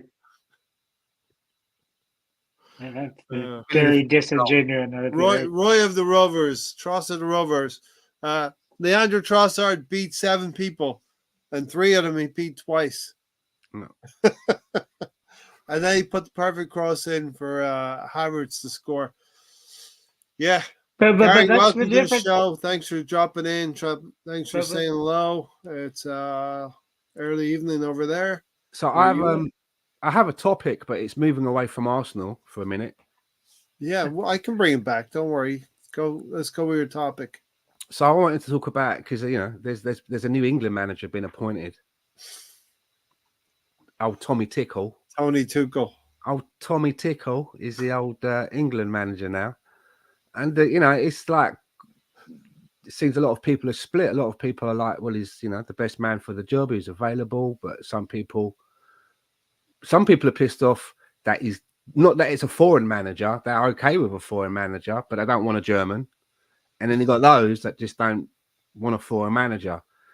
And just to tell you where I stand, for me, it's international football. In order to play for the international team, you have to come from that country, right? Do you know what I mean? To play for that team. It's an international tournament. And for me, I think that should also be the manager. You're putting your best players against other countries. Yeah, you should. The manager should be picked manager. from. And I know that you have an argument saying, well, you know, other countries have a wider array of managers. Yeah. Well, tell that to San Marino. Yeah, but You know, Yeah. you've got to put your best forward. If it's an international tournament, surely that should mean it's the best players from that nation and their best manager. And if England don't have a lot of managers to choose from, then it's a good reason for them to do something about that, to ensure that they have English managers that are coming through, that are being supported, that are being given opportunities. Fix the structure. You know, I mean, if you look at Man United, for example, they've got a Dutch manager, but all of the coaches are Dutch as well. The whole training thing, the whole of them, you know? Yeah. Okay, So, can we take... So how does an English person coming through coaching get an opportunity?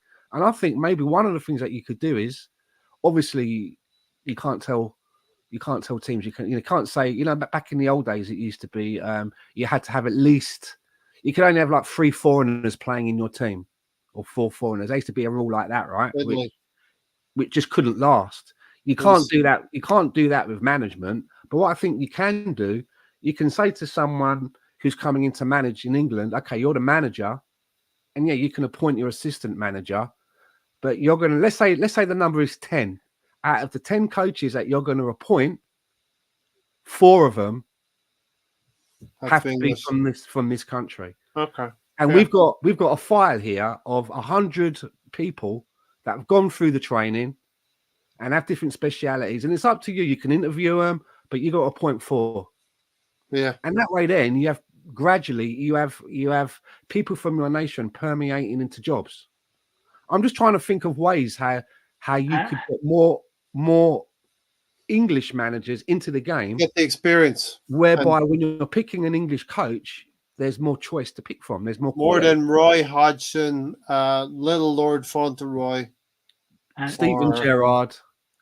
I mean, what's it? Harry Redknapp was complaining that why haven't they looked at Steven Gerrard or Frank Lampard? Well, because they're shit.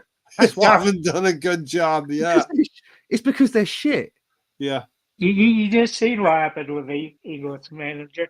Can we take your horse blinders off for a second, Stan? Blinkers.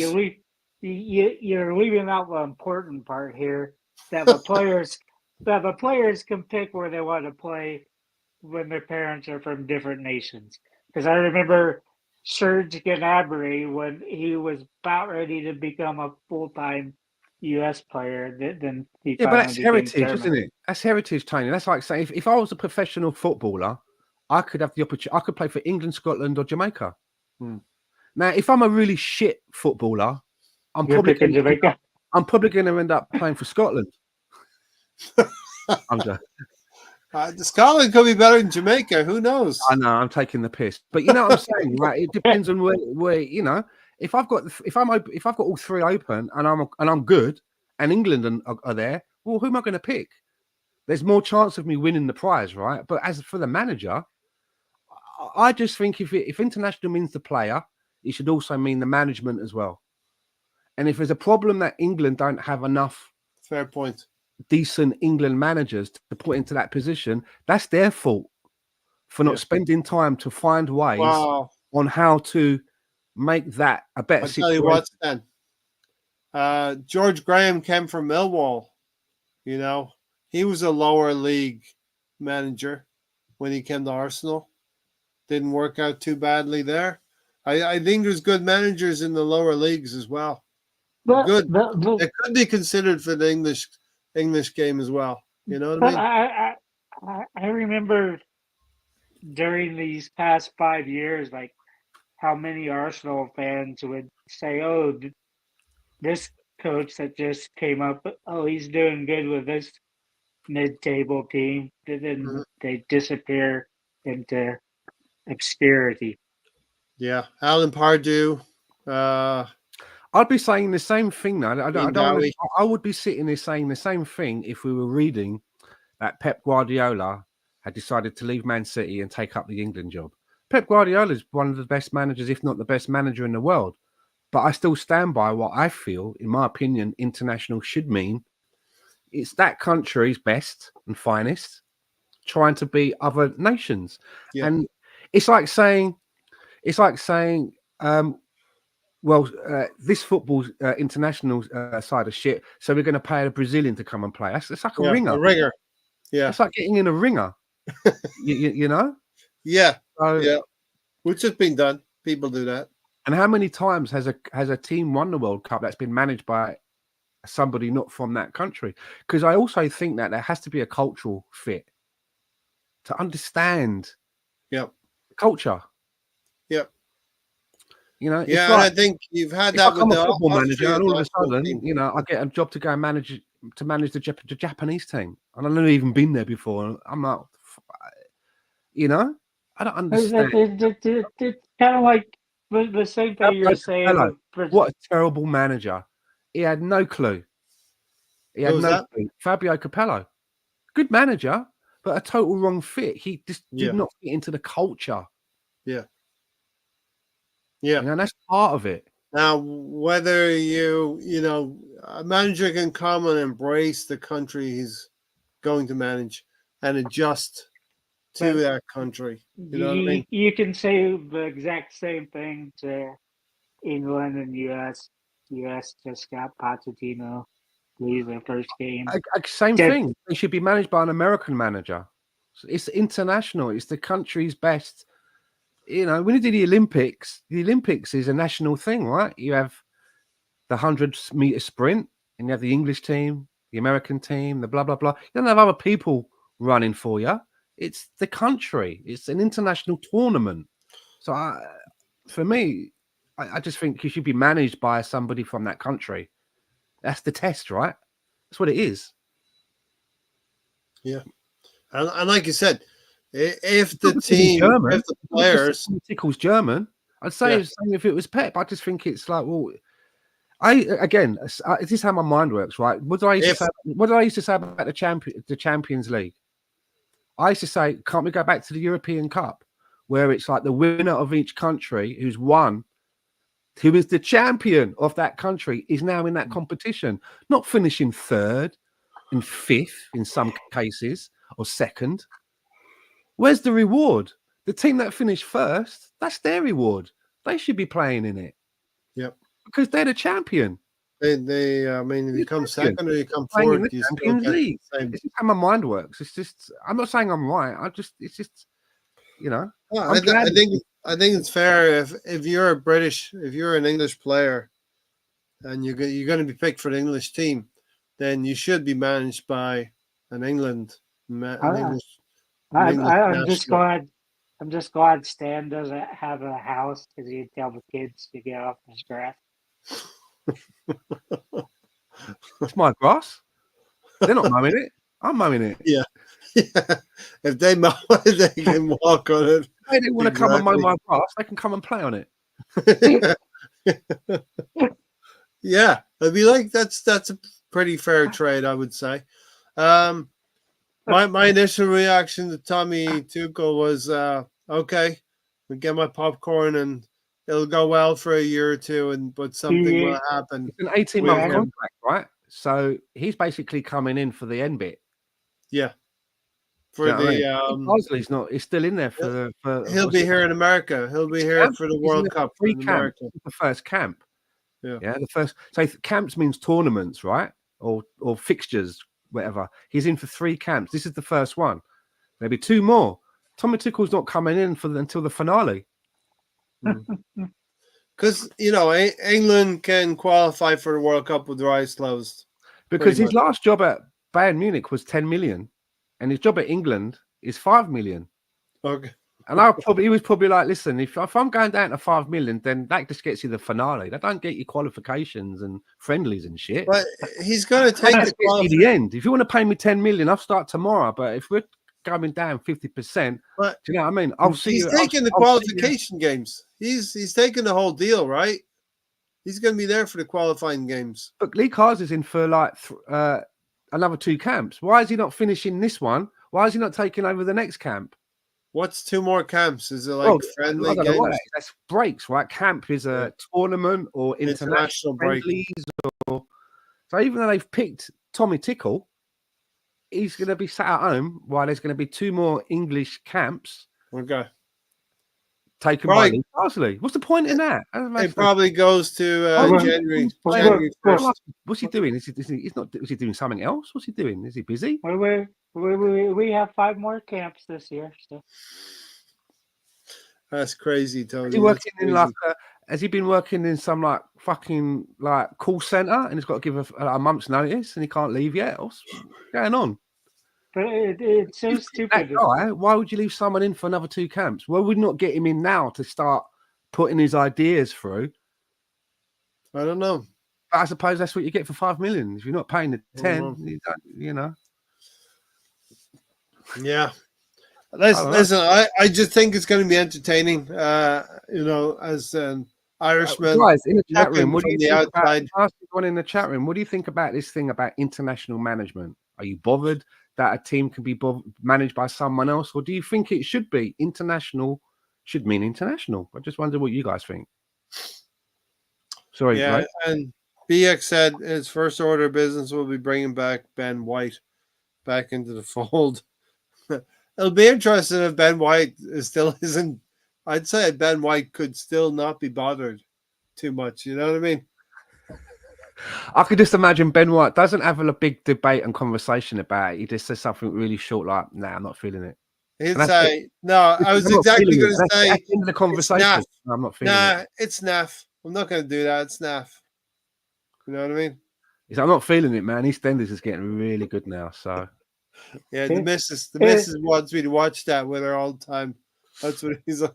He sat at home with a cup of hot chocolate. Yeah. Cup of Horlicks or something, right? But what do you expect from a guy that wants to be called Benjamin? Yeah, we can't make your name longer, can we, Tony? Yeah, anyway, it just strikes me. Are you going for Tony? Are you going for the Jurgen Klopp look yourself? Is that what you're trying to do? No. but button up. But snaps. They got snaps, right? Tony actually applied for the England job. He went there in that shirt. He was just at the interview today. Shirt, cap, and beard with glasses. He's like, I am Jurgen Klopp. Hire me. I am Jurgen Klopp. I can do this for you. England, hire me, England. I'll play Trent. You sound like a vampire, not a German. I wasn't really trying. Come on, Ray. Didn't you go spend a couple summers in Germany? I did a long time ago. Nuremberg for sure. His first order of business. Were you driving down Nuremberg? Right? So I figured it out, Stan. Tony put his best black shirt on, his best cap and glasses, and pretended to be Jurgen Klopp for the England FA managerial job. You know something? Until you said it, I didn't. As soon as you said it, I see it now. You see it? That's all I see now. Jurgen Klopp, cross between Jurgen Klopp and Tommy Tickle. He's Tommy Tickle and Jurgen Klopp combined. Drop it like it's Klopp, Tony. Drop it like it's Klopp. If the two of them were to have a baby, that's what it would look like. Wow. All right, listen. What we've definitely got our banter part in. Yeah, we definitely did. Football's coming back. I've got another subject. All right. So there's another subject that I saw that's been doing the rounds, and it's about Alexander Isak. Yes. talking about Contract. stalling on a new contract. And for me, Yeah. I think it's bollocks. I don't believe the Ah. story. His contract's not until 2027, right? Yeah, That's but what you start talking 2 years out, maybe in the you summer. start talking about 18 months, Yeah, right? yeah. He's still in good time. So, I mean, what does this do now? You offer him a contract in 2024, and he says no. You just say, okay, fuck it. We were going to give you more money. We'll just keep it to the end of your contract on the same money. See you later. And then who wins? You see what I'm getting at? Mm-hmm. Yeah. It's not even a transfer window yet. It's not like anything's going on. So I don't think he's even been offered a new contract. I just think it's bullshit. Don't get me wrong. I'd take him in a heartbeat. I think Alexander Isak. 25 years old. I think Alexander Isak playing at Arsenal would be like the missing piece. The DB. You know what I mean? Yeah. Just opens up the whole puzzle. Dog's bollocks. And I know that he's got some injury issues, but I don't care. He still manages to play quite a lot of games. Yeah. Do you When know he's what I mean? not playing, we could just play Jesus. No way. No drop off at all from Isaac to Jesus. Havertz and Isak. I mean, I, in a heartbeat. But I'm just saying that the stories that I'm seeing, it's not even in the September yet. I'm October. I'm more thinking of Trossard being right behind him. And that would be a better combo than Kai and Yeah. that. I mean, the only thing think, I can say is that obviously when he went to Newcastle, when they bought him, and they'd also bought Bruno Gummy Bears, and a few other players, and they had their takeover. Everybody was like, "Oh, fuck me! The floodgates are going to open at Newcastle. They're going to be like digging up Maradona and Pele, and paying them to play. They got the money to probably regenerate them back to life, and it's not happened. So maybe if maybe you're there and you're thinking, well, okay, I was brought in to spearhead something, and it's not happening. So maybe I need to go somewhere else. So Newcastle have been scared off by what's happening with Man City. That's my belief. That's not it. They changed the fucking rules. Well, they're playing by the rules, Tony. That's why. I know, but the rules changed on Rockeries, right? Who's again hitting the ground running in La Liga. Mm-hmm. But I think for me, just because the fact that I've seen Isak do it in the Premier League, he edges it. And the eye test. Why? Because Teabag done it in the Portuguese league, big time. Yeah. Before we bought him, and it just hasn't translated, has it? Tavares didn't translate, and it's weird, right? Because a lot of Portuguese players come from that league and do well, but not for us. Man, right now in the Portuguese league, I know he's not Portuguese, but he's that's Swedish. his bedded in league, right? Yeah, that's his level. He's got 11 goals in 8 games, Stan, and he got 29 goals in 33 last season. It's tempting, but just the fact that there is a guy called Alexander Isak, it edges it for me because I've seen him do it in this league, and very well. Did you know what I mean? If there was no Isak, then I'd be all over Grockeries. I think we started this podcast talking about San Sebastian and talk about Mikel Merino, and Isak is a former teammate of Mikel Merino and Martin Odegaard also. All right, here's a question for the panel and the chat box. You've got £100 million to spend on either Grockeries, I know I'm saying his name wrong, I always get it wrong, and Isak. You've got to buy one with that 100 million. Who are you going to buy? Me personally, I'm going with Isak for the reasons I've stated. Guys, what are you saying? I said it during the summer. I thought all our targets should have been guys playing in the Premier League. Instead, we looked abroad. Yeah, I'm going with Isaac. They're both Swedish. They're both Swedish strikers, as BX says. So Sweden is stacked right now. I'm going to oppose both Well, of you. yeah, that's right. They both can play for Sweden, can't they? Yeah. They both are currently probably playing for Who Sweden. would you go for, mate? You got 100 million. I'll go for Gyökeres. Really? Yeah. Why? Listen, fitness worries me a little bit, injuries, but I do think that he can translate that Portuguese league form into the Premier League. Maybe not as prolifically, but hit 20 goals a season. But do you know what I like about Isak as well though? He can score goals out of nothing. What I mean by that is it's like he's on the byline. Yep. Opposite on the, you know where the goalpost is, and you've got that line that goes to the corner flag. He's like there. He's got like 3 players around him, and you're thinking to yourself, he's fucking run himself up into a cul-de-sac here. He gets And out somehow of it. he managed to wriggle out of it and score a goal. Yeah. And the only other player that I've seen play like that, who can do that, is Thierry Henry.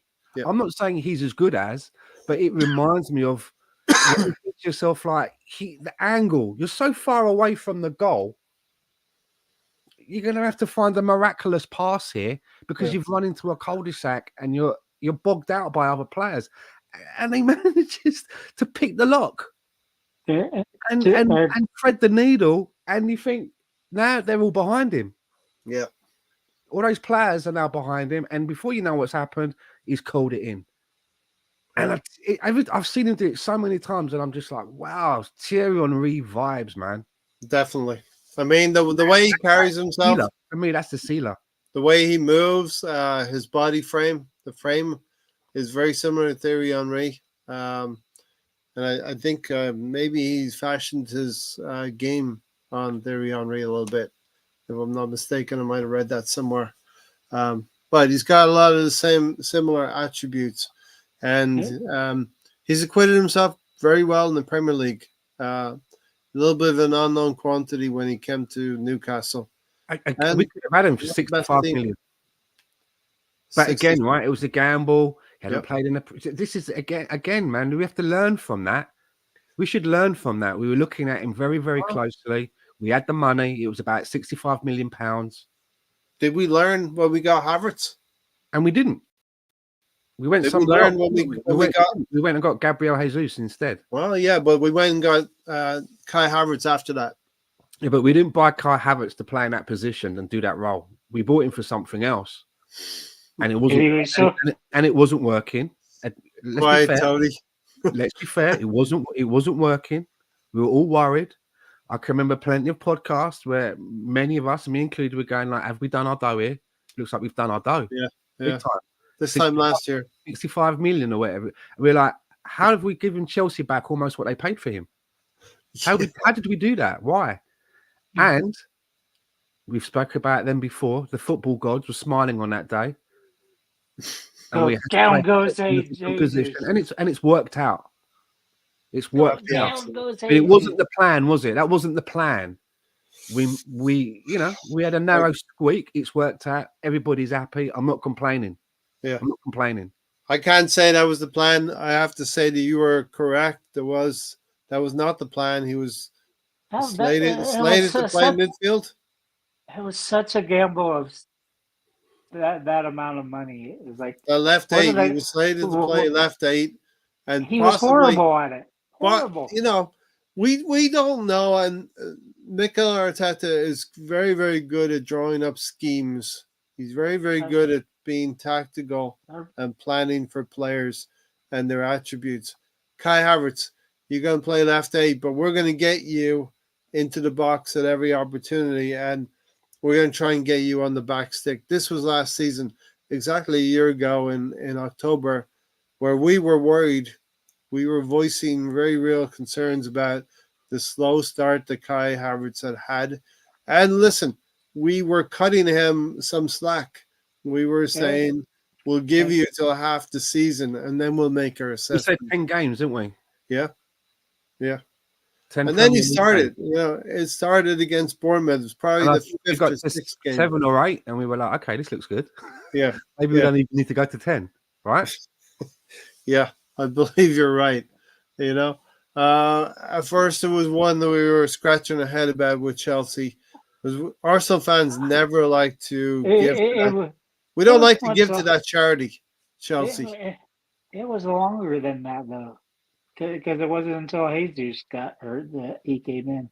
Well, no, he started scoring against Bournemouth, and then we played Brentford away from home, and he scored that very, very late winner. Who's that? And Havertz, he scored very, very late against Brentford. It was in injury time.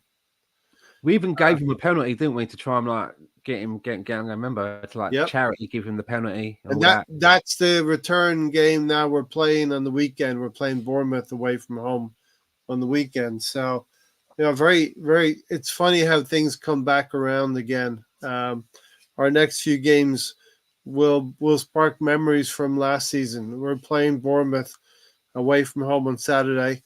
And then the following weekend, we're playing Liverpool at the Emirates in a situation where last season we went above them by beating them in the league. We went ahead of them, and we will have an opportunity, I believe, to do that next weekend against Liverpool.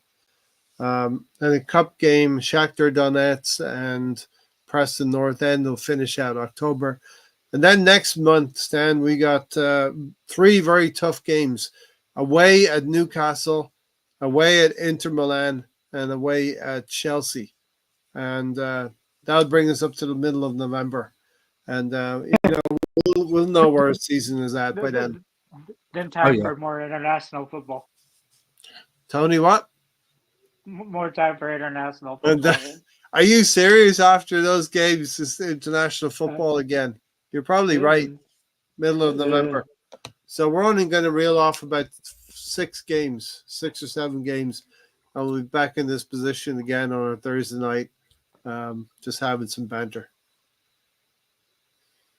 I hope the people that watch this after we finish make the circle, because we bobbed and weaved everywhere.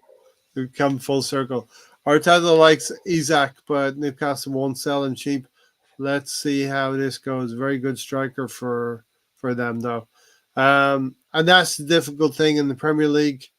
If you're not financially in difficulty, it's very difficult for, Bruno Guimaraes.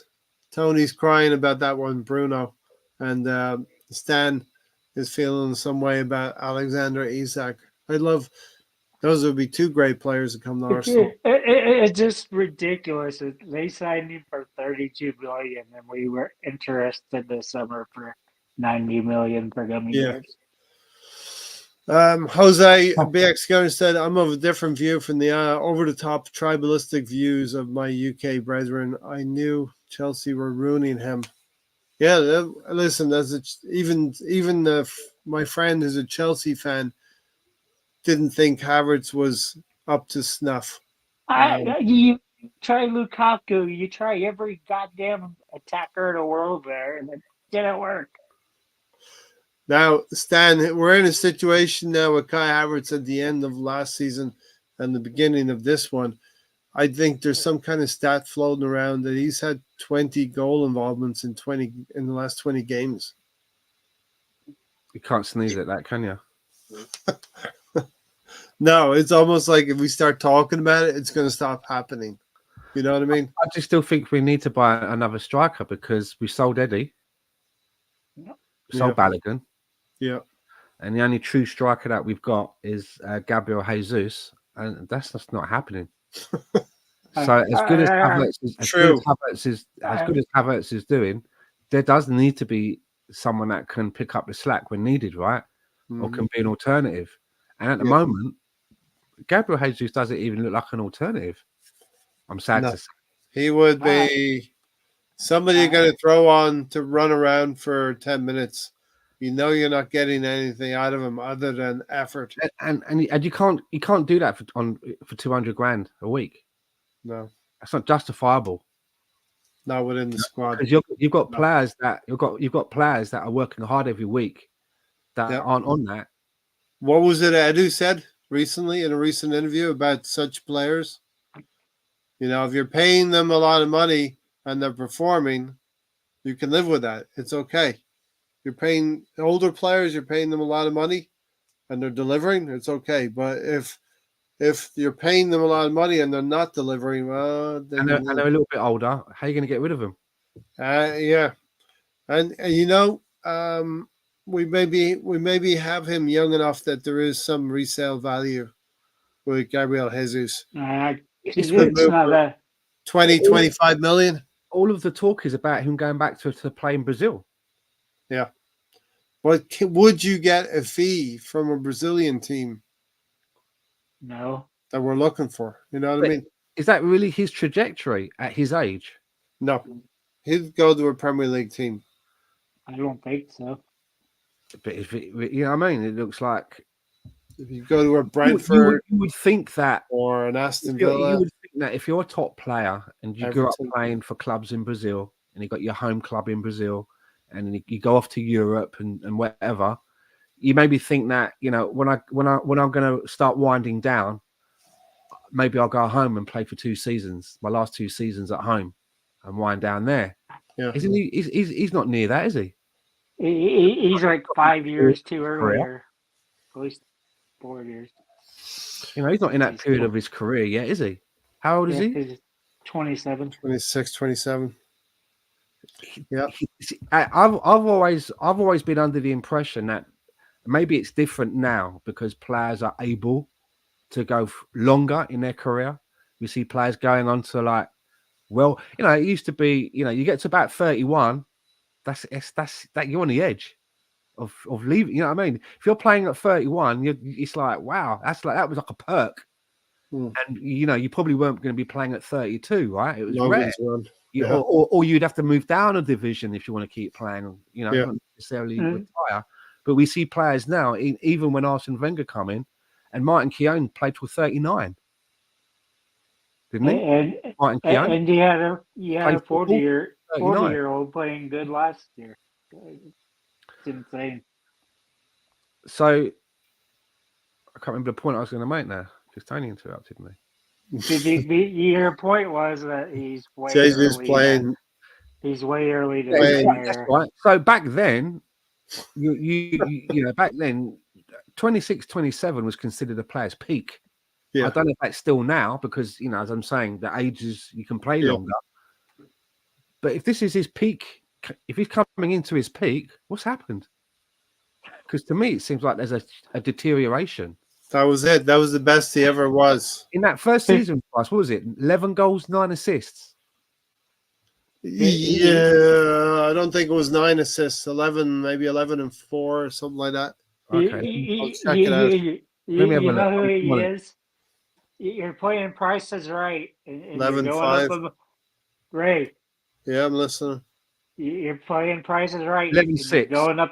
You're going up a mountain, and you end up tumbling over it because you went over. So his best season for us in 26 appearances in the league. I can't remember if there were cup stuff or whatever. Yeah, 11 goals 17. and 6 assists. 17 goal involvements. It's not bad. I always for thought 26 games is not 27 games. Not terrible for 26 games, right? It depends on where you're looking to finish in the league. Yeah, depends on what you want. Is that Ollie Watkins numbers?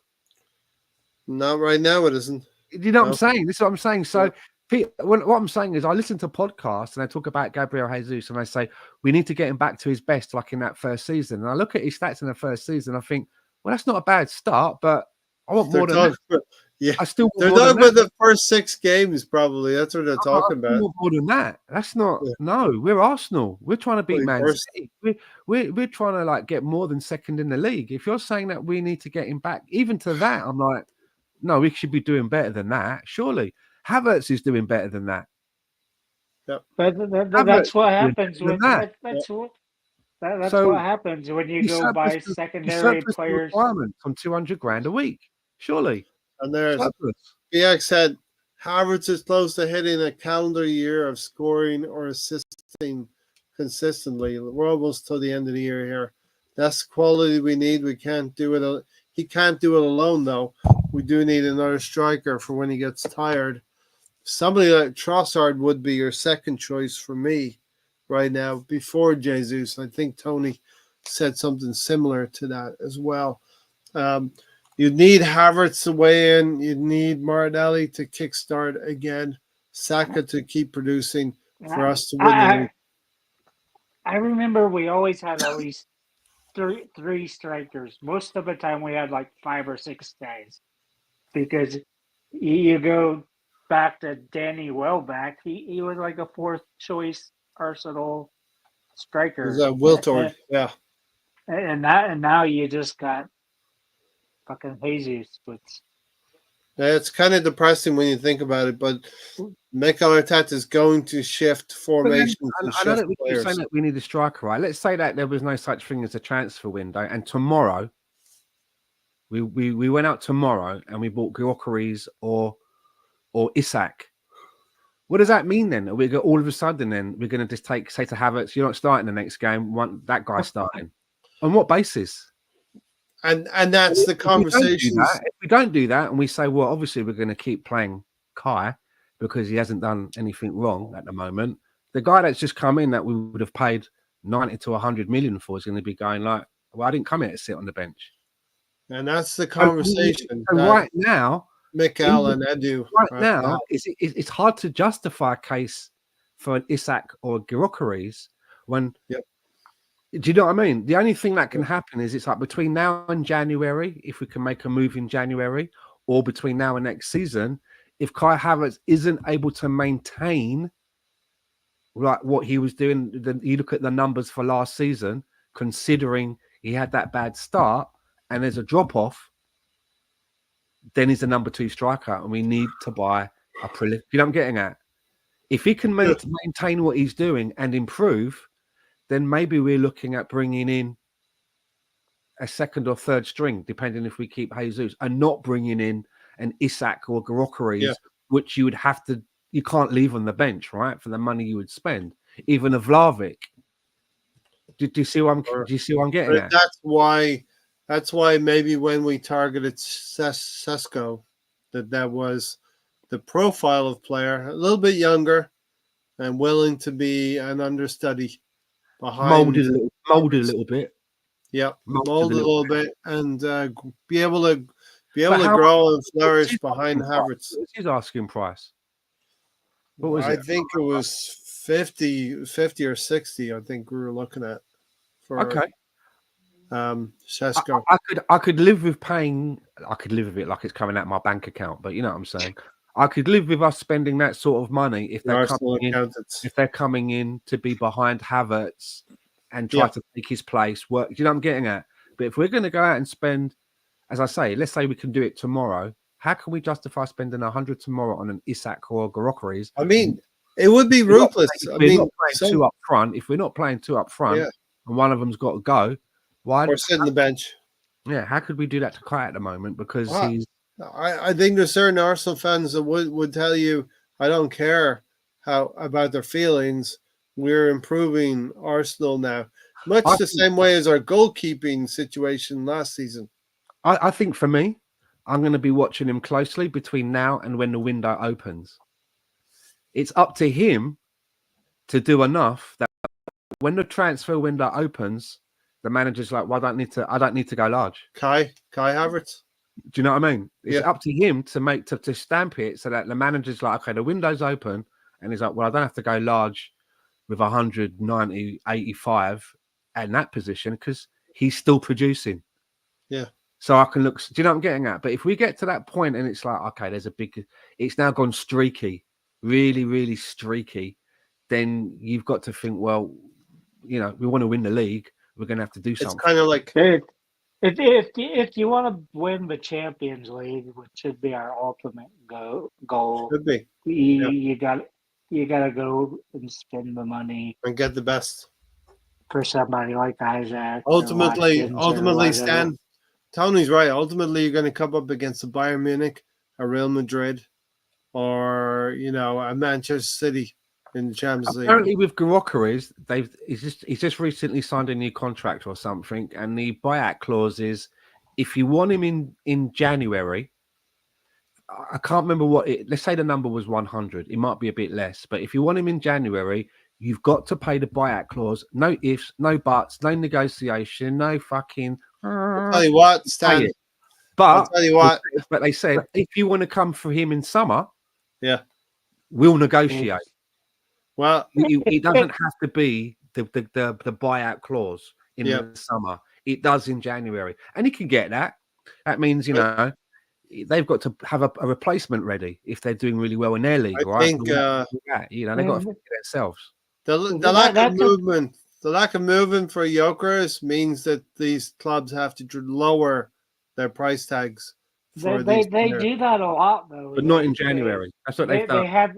They have these windows where it's like, oh, you have to play, because that's the way it was with Konate, because his was like 40 million. You could Well, buy. I'll tell you one thing, Stan. You mentioned January and you mentioned the striker, and there's a striker that maybe is in a lesser league right now that's on a loan by the name of Victor Osimhen, and it's a loan till January with the intention of sparking interest to get him moved, because Conte is not interested in keeping Osimhen. I would say with the Osimhen thing, that again, the only way something like that I think could conceivably happen in January is if Kai Havertz flakes out, is not able to maintain being, Or meaningful, to be meaningful. Yeah. And then obviously then then we're going to have to press a button and do something. I almost said a panic button, and it would be. No. So it's up to Kai Havertz.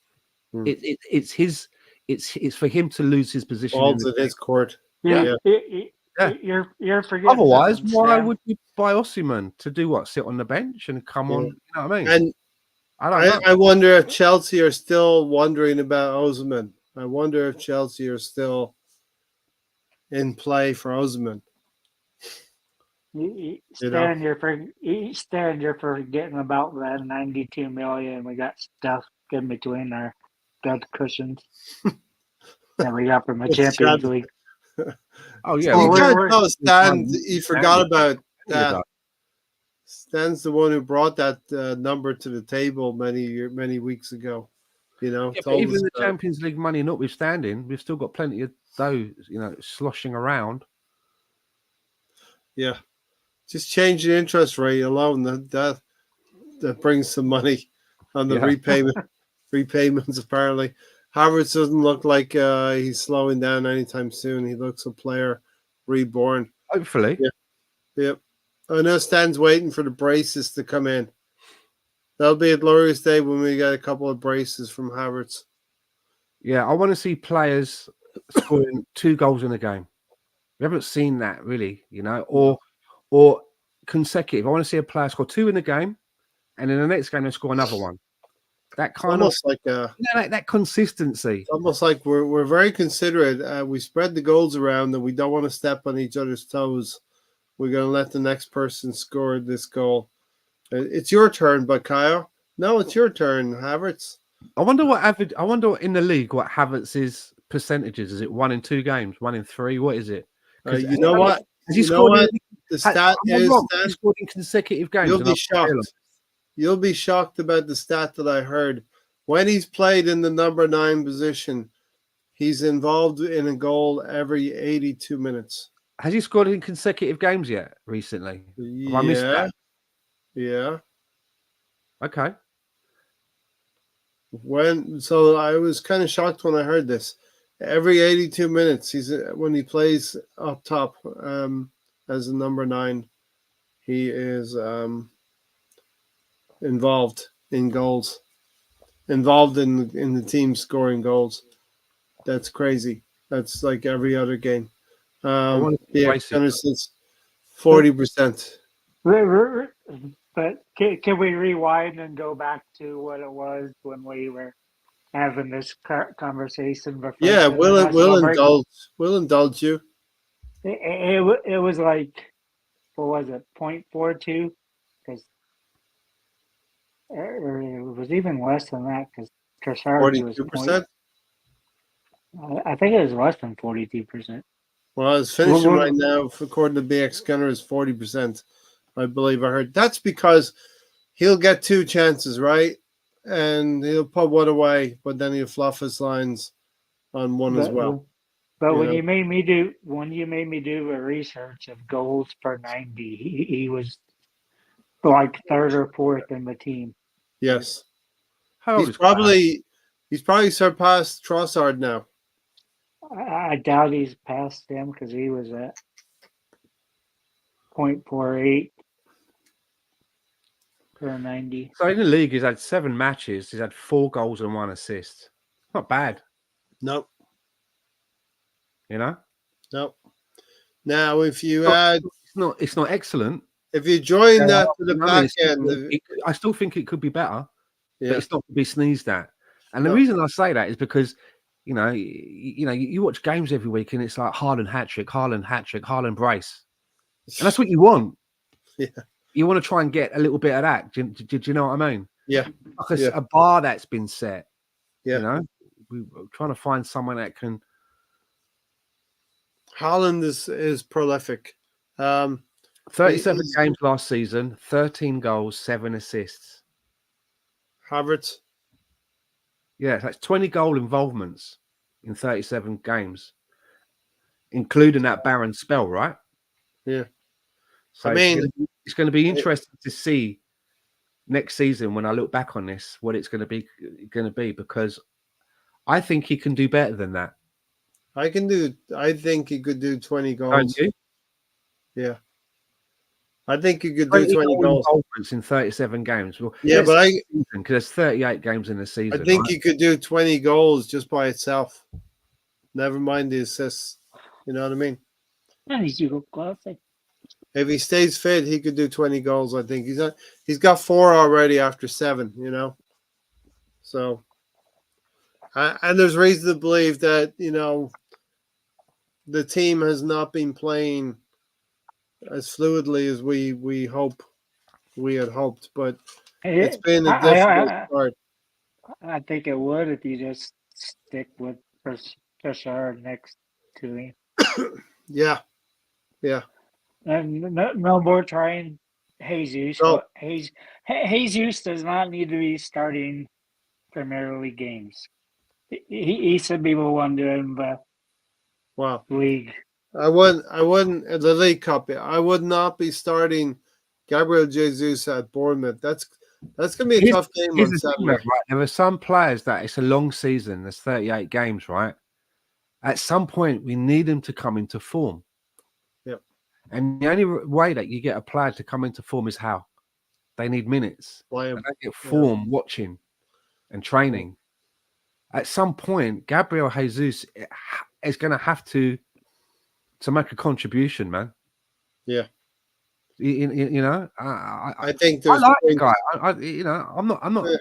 I'm not hating on him. I like the guy. I want him to do well. Yeah, I really do. What if we have a successful as well? We have a successful season. It means Gabriel Jesus weighing in. It means Raheem Sterling weighing in. It means who else is on the sidelines weighing in? You know what I mean? I just worried when he's got those guys in his side pocket that he's going to go to those instead of the ones that are actually doing it on the pitch. You start Sterling and Jesus because Trossard scores when he plays. You play him, or he gives a fucking assist like a laser beam to Kai's head. Yeah. I just loved Kai's reaction to it. He's like, where the fuck did this ball come from? Oh, shit, I better head it in. It may be that Canada is playing a game right now. I don't know. You know what I mean?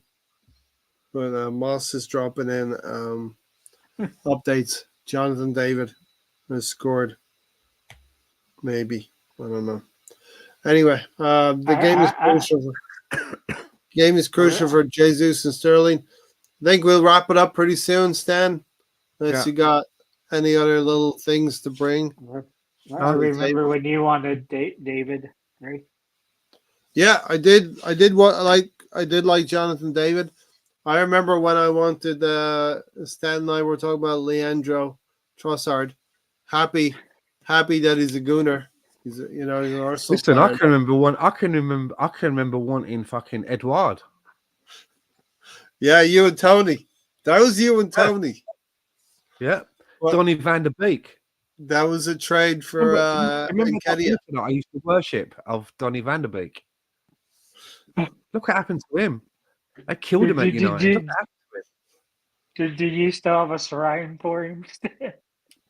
Uh, I was thinking of Donny van. I mean, Ross, it was I'll check before this out. Odegaard, but I was thinking of Donny van der Beek being able to do, what Odegaard is doing. I saw him as that kind of a player. Van der Beek. And then the other one was Darwin Núñez. You cut. You're on about him before Liverpool. So what? You're watching a rom-com and you see Stan and Van der Beek running together, joining hands. What, like Mikel Arteta chasing Granit Xhaka at White Hart Lane? He's like, you're not getting that fucking red That's card. Danny Van der Beek. Van der Beek.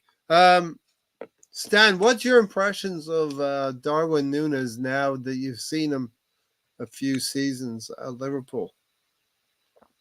You'd rather He's a mixed bag. you're glad we didn't go after him. Is that what you mean? Yeah. Again, I see him. He does good things, but he's streaky. Yeah, inconsistent, basically. Yep. And so, I think Arne Slot has, he doesn't fancy Darwin Núñez too much, so he's not in the team. Moss, I'll check out the winner from Jonathan David on Tuesday. Complete clinical finisher. Yeah, listen, there's no easy games in the Premier League. We'll wrap it up, Tony. I like Jonathan David.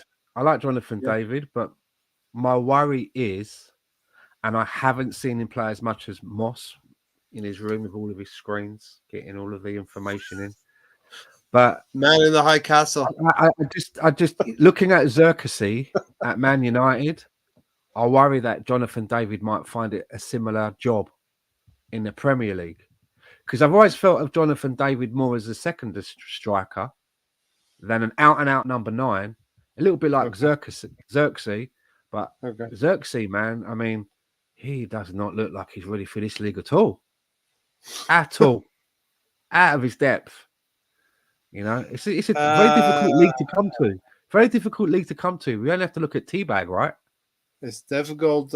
When you're in a team that's struggling, it's difficult.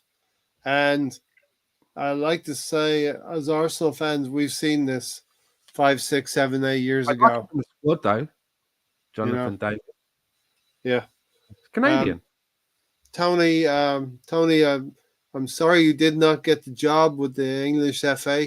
You did your best, Jurgen Klopp and Tommy Tuchel. They gave it to Herr Flick from Hello Hello.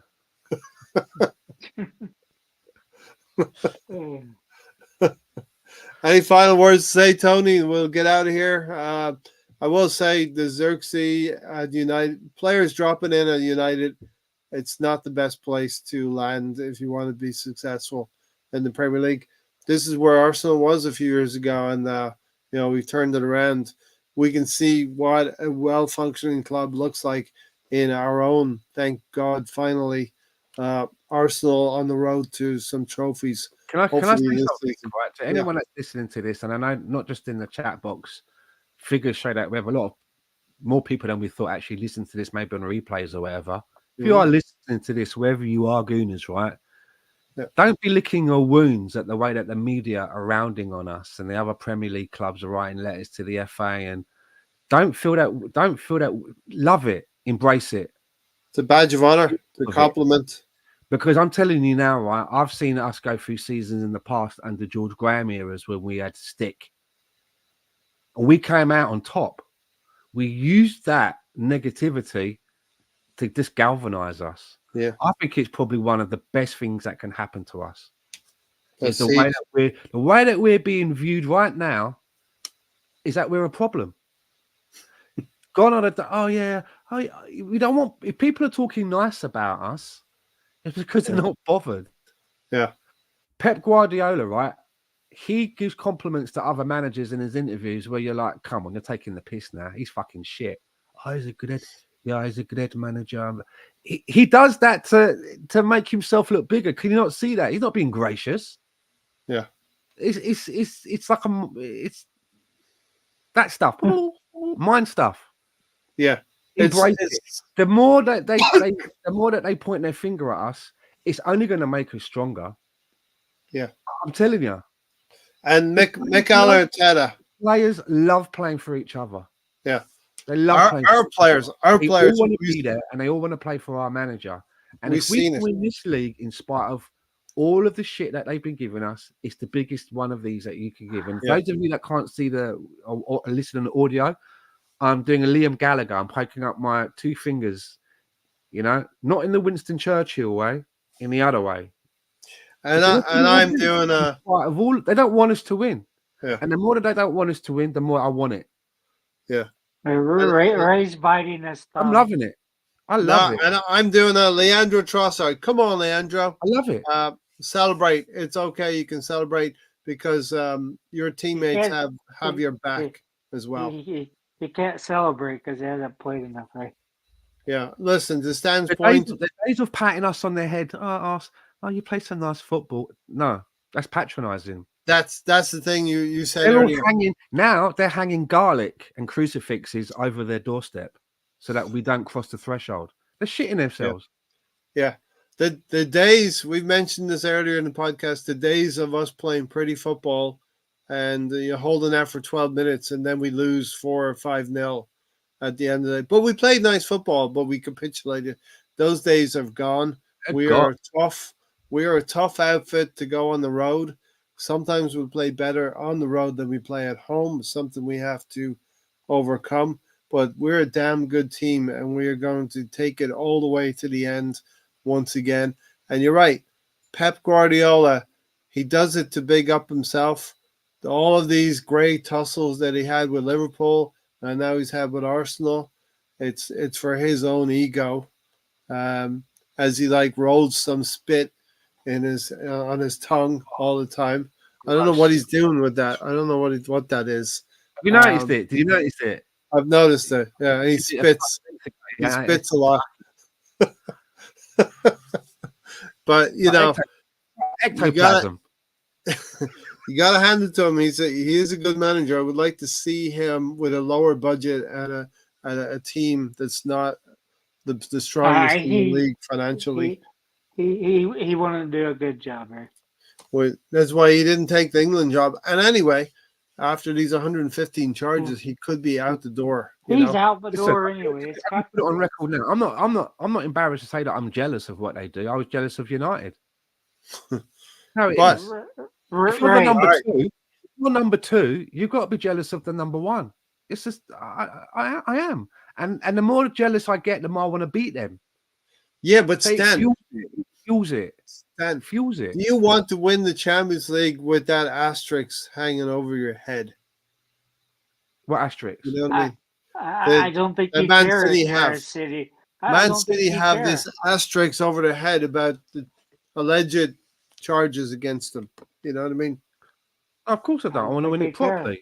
We want to do it the right way. I believe Arsenal are doing it the right way, and I don't want them to be found cheating in any sort of way or have any allegations against There's another thing before we go, quickly, as well, something that happened this week. I'd like to know your thoughts on this, and that's Sir Jim Ratcliffe, Catweasel to me. Reminds me of Catweasel, if any of you are older.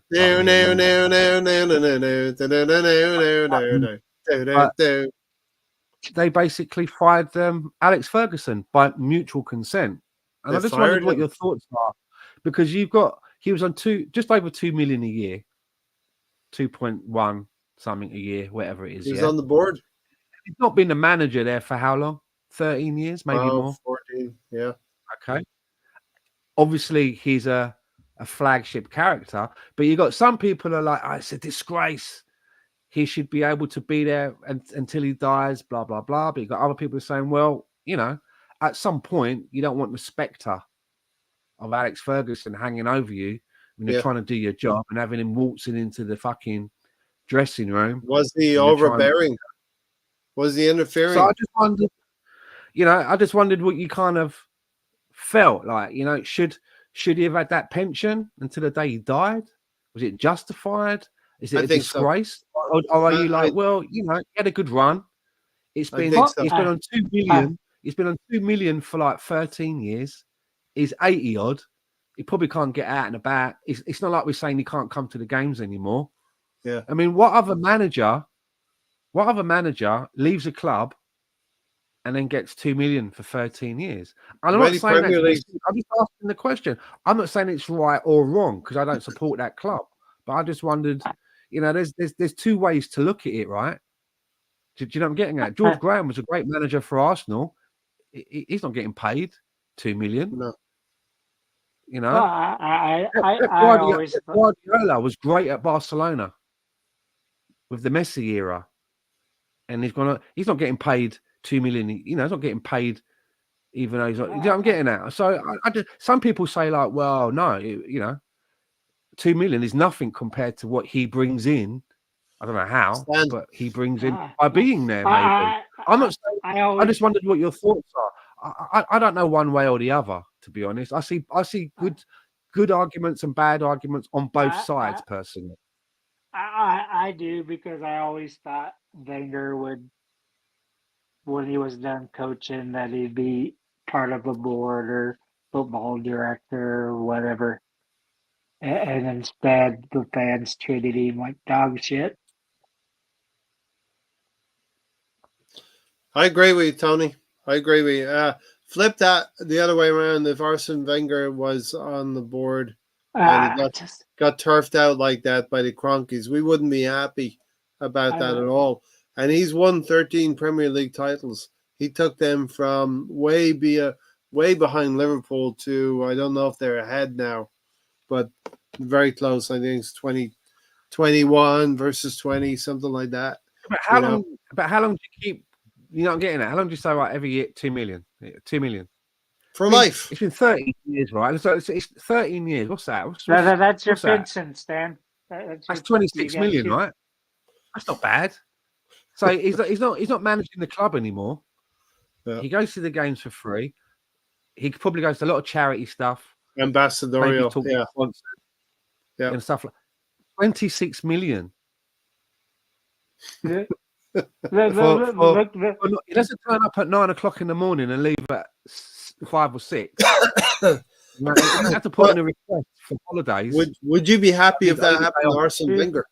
You're forgetting where you're from. I don't know if it's right or wrong, because don't get me wrong, I know that he's probably, Alex Ferguson is one of the best managers that there's ever been. Yeah. Right. But he got paid nicely for doing it as well, right? It wasn't like he was doing it on buttons. Yeah. So he's earned a good live out of it. And it's not like it's for 13 years, 26 million. I'm just trying to I get the heart part. I get that heart part of it, especially if you're a Man U, like, oh, it's disgusting what he does. He's got a stand named after him. I mean, okay, that's a great honor. But he's had 26 million.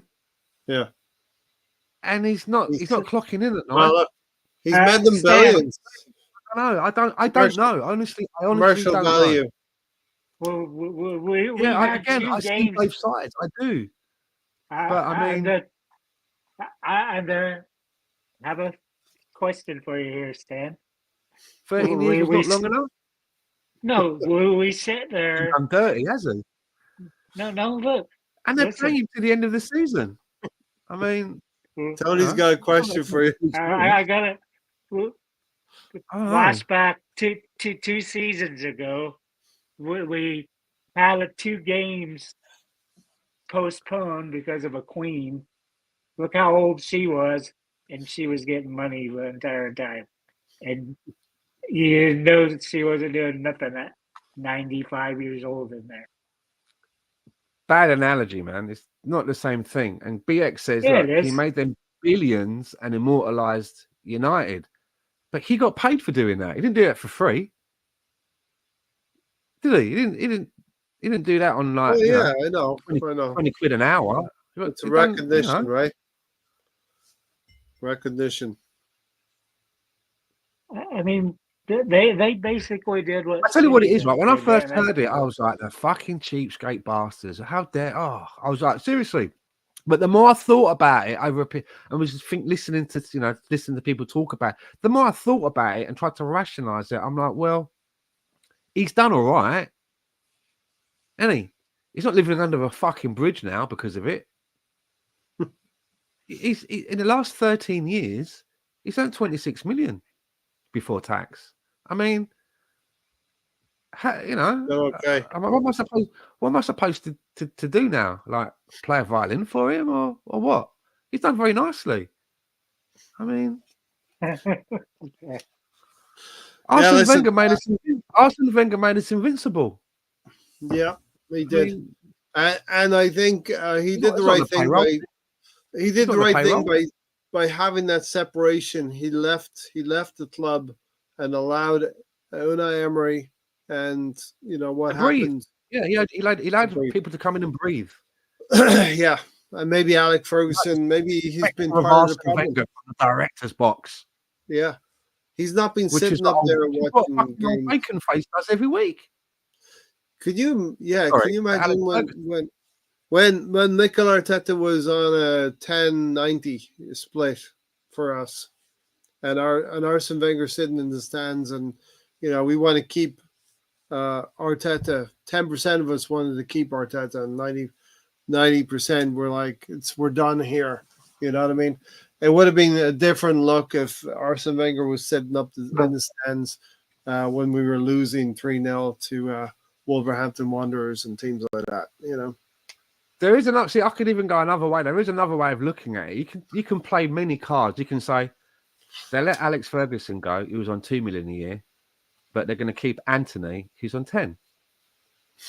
Again, you can, and again, that makes no fucking sense, right? Yeah. That makes no sense. Look at it that way, right? And go, hold on a minute. Stan. And they cancelled the Christmas party at Man United, and that's not a joke. That's I know you. It's not. We don't really care. Man United can continue to make missteps for us. Yeah. Stan, you're forgetting a team that paid 90 million to buy a player back that they let go for free. Exactly. And Pogba. The debacle. All right. Well, I think we'll leave it there unless Tony's got something to say. Stan, thanks for being. We'll have a good chat tonight, Stan. We'll see you on Sunday, hopefully. Tony, any final parting words? Just enjoy the day. Don't know what tomorrow's going to bring. So. Yeah. Even if you have an interview with the English FA, you can always come on the Thursday night forum and talk it out with us as well. All right. Yeah. Tony, take care of yourself. Stan, take care of yourself. Hopefully I'll see both of you back on Sunday for the Sunday show when Arsenal beat Bournemouth. Shout out to BX as well, who's running the chat room with the admin. Good job. And thank you to Moss. Also Adam. Misfit. I'm just scrolling back. Everybody that came in and joined us, thank you very much for coming in on Thursdays and Sundays. And tell your friends, give it a share. You never know, somebody else might like what we do. Double X. Thanks to Gary. Double came in as well.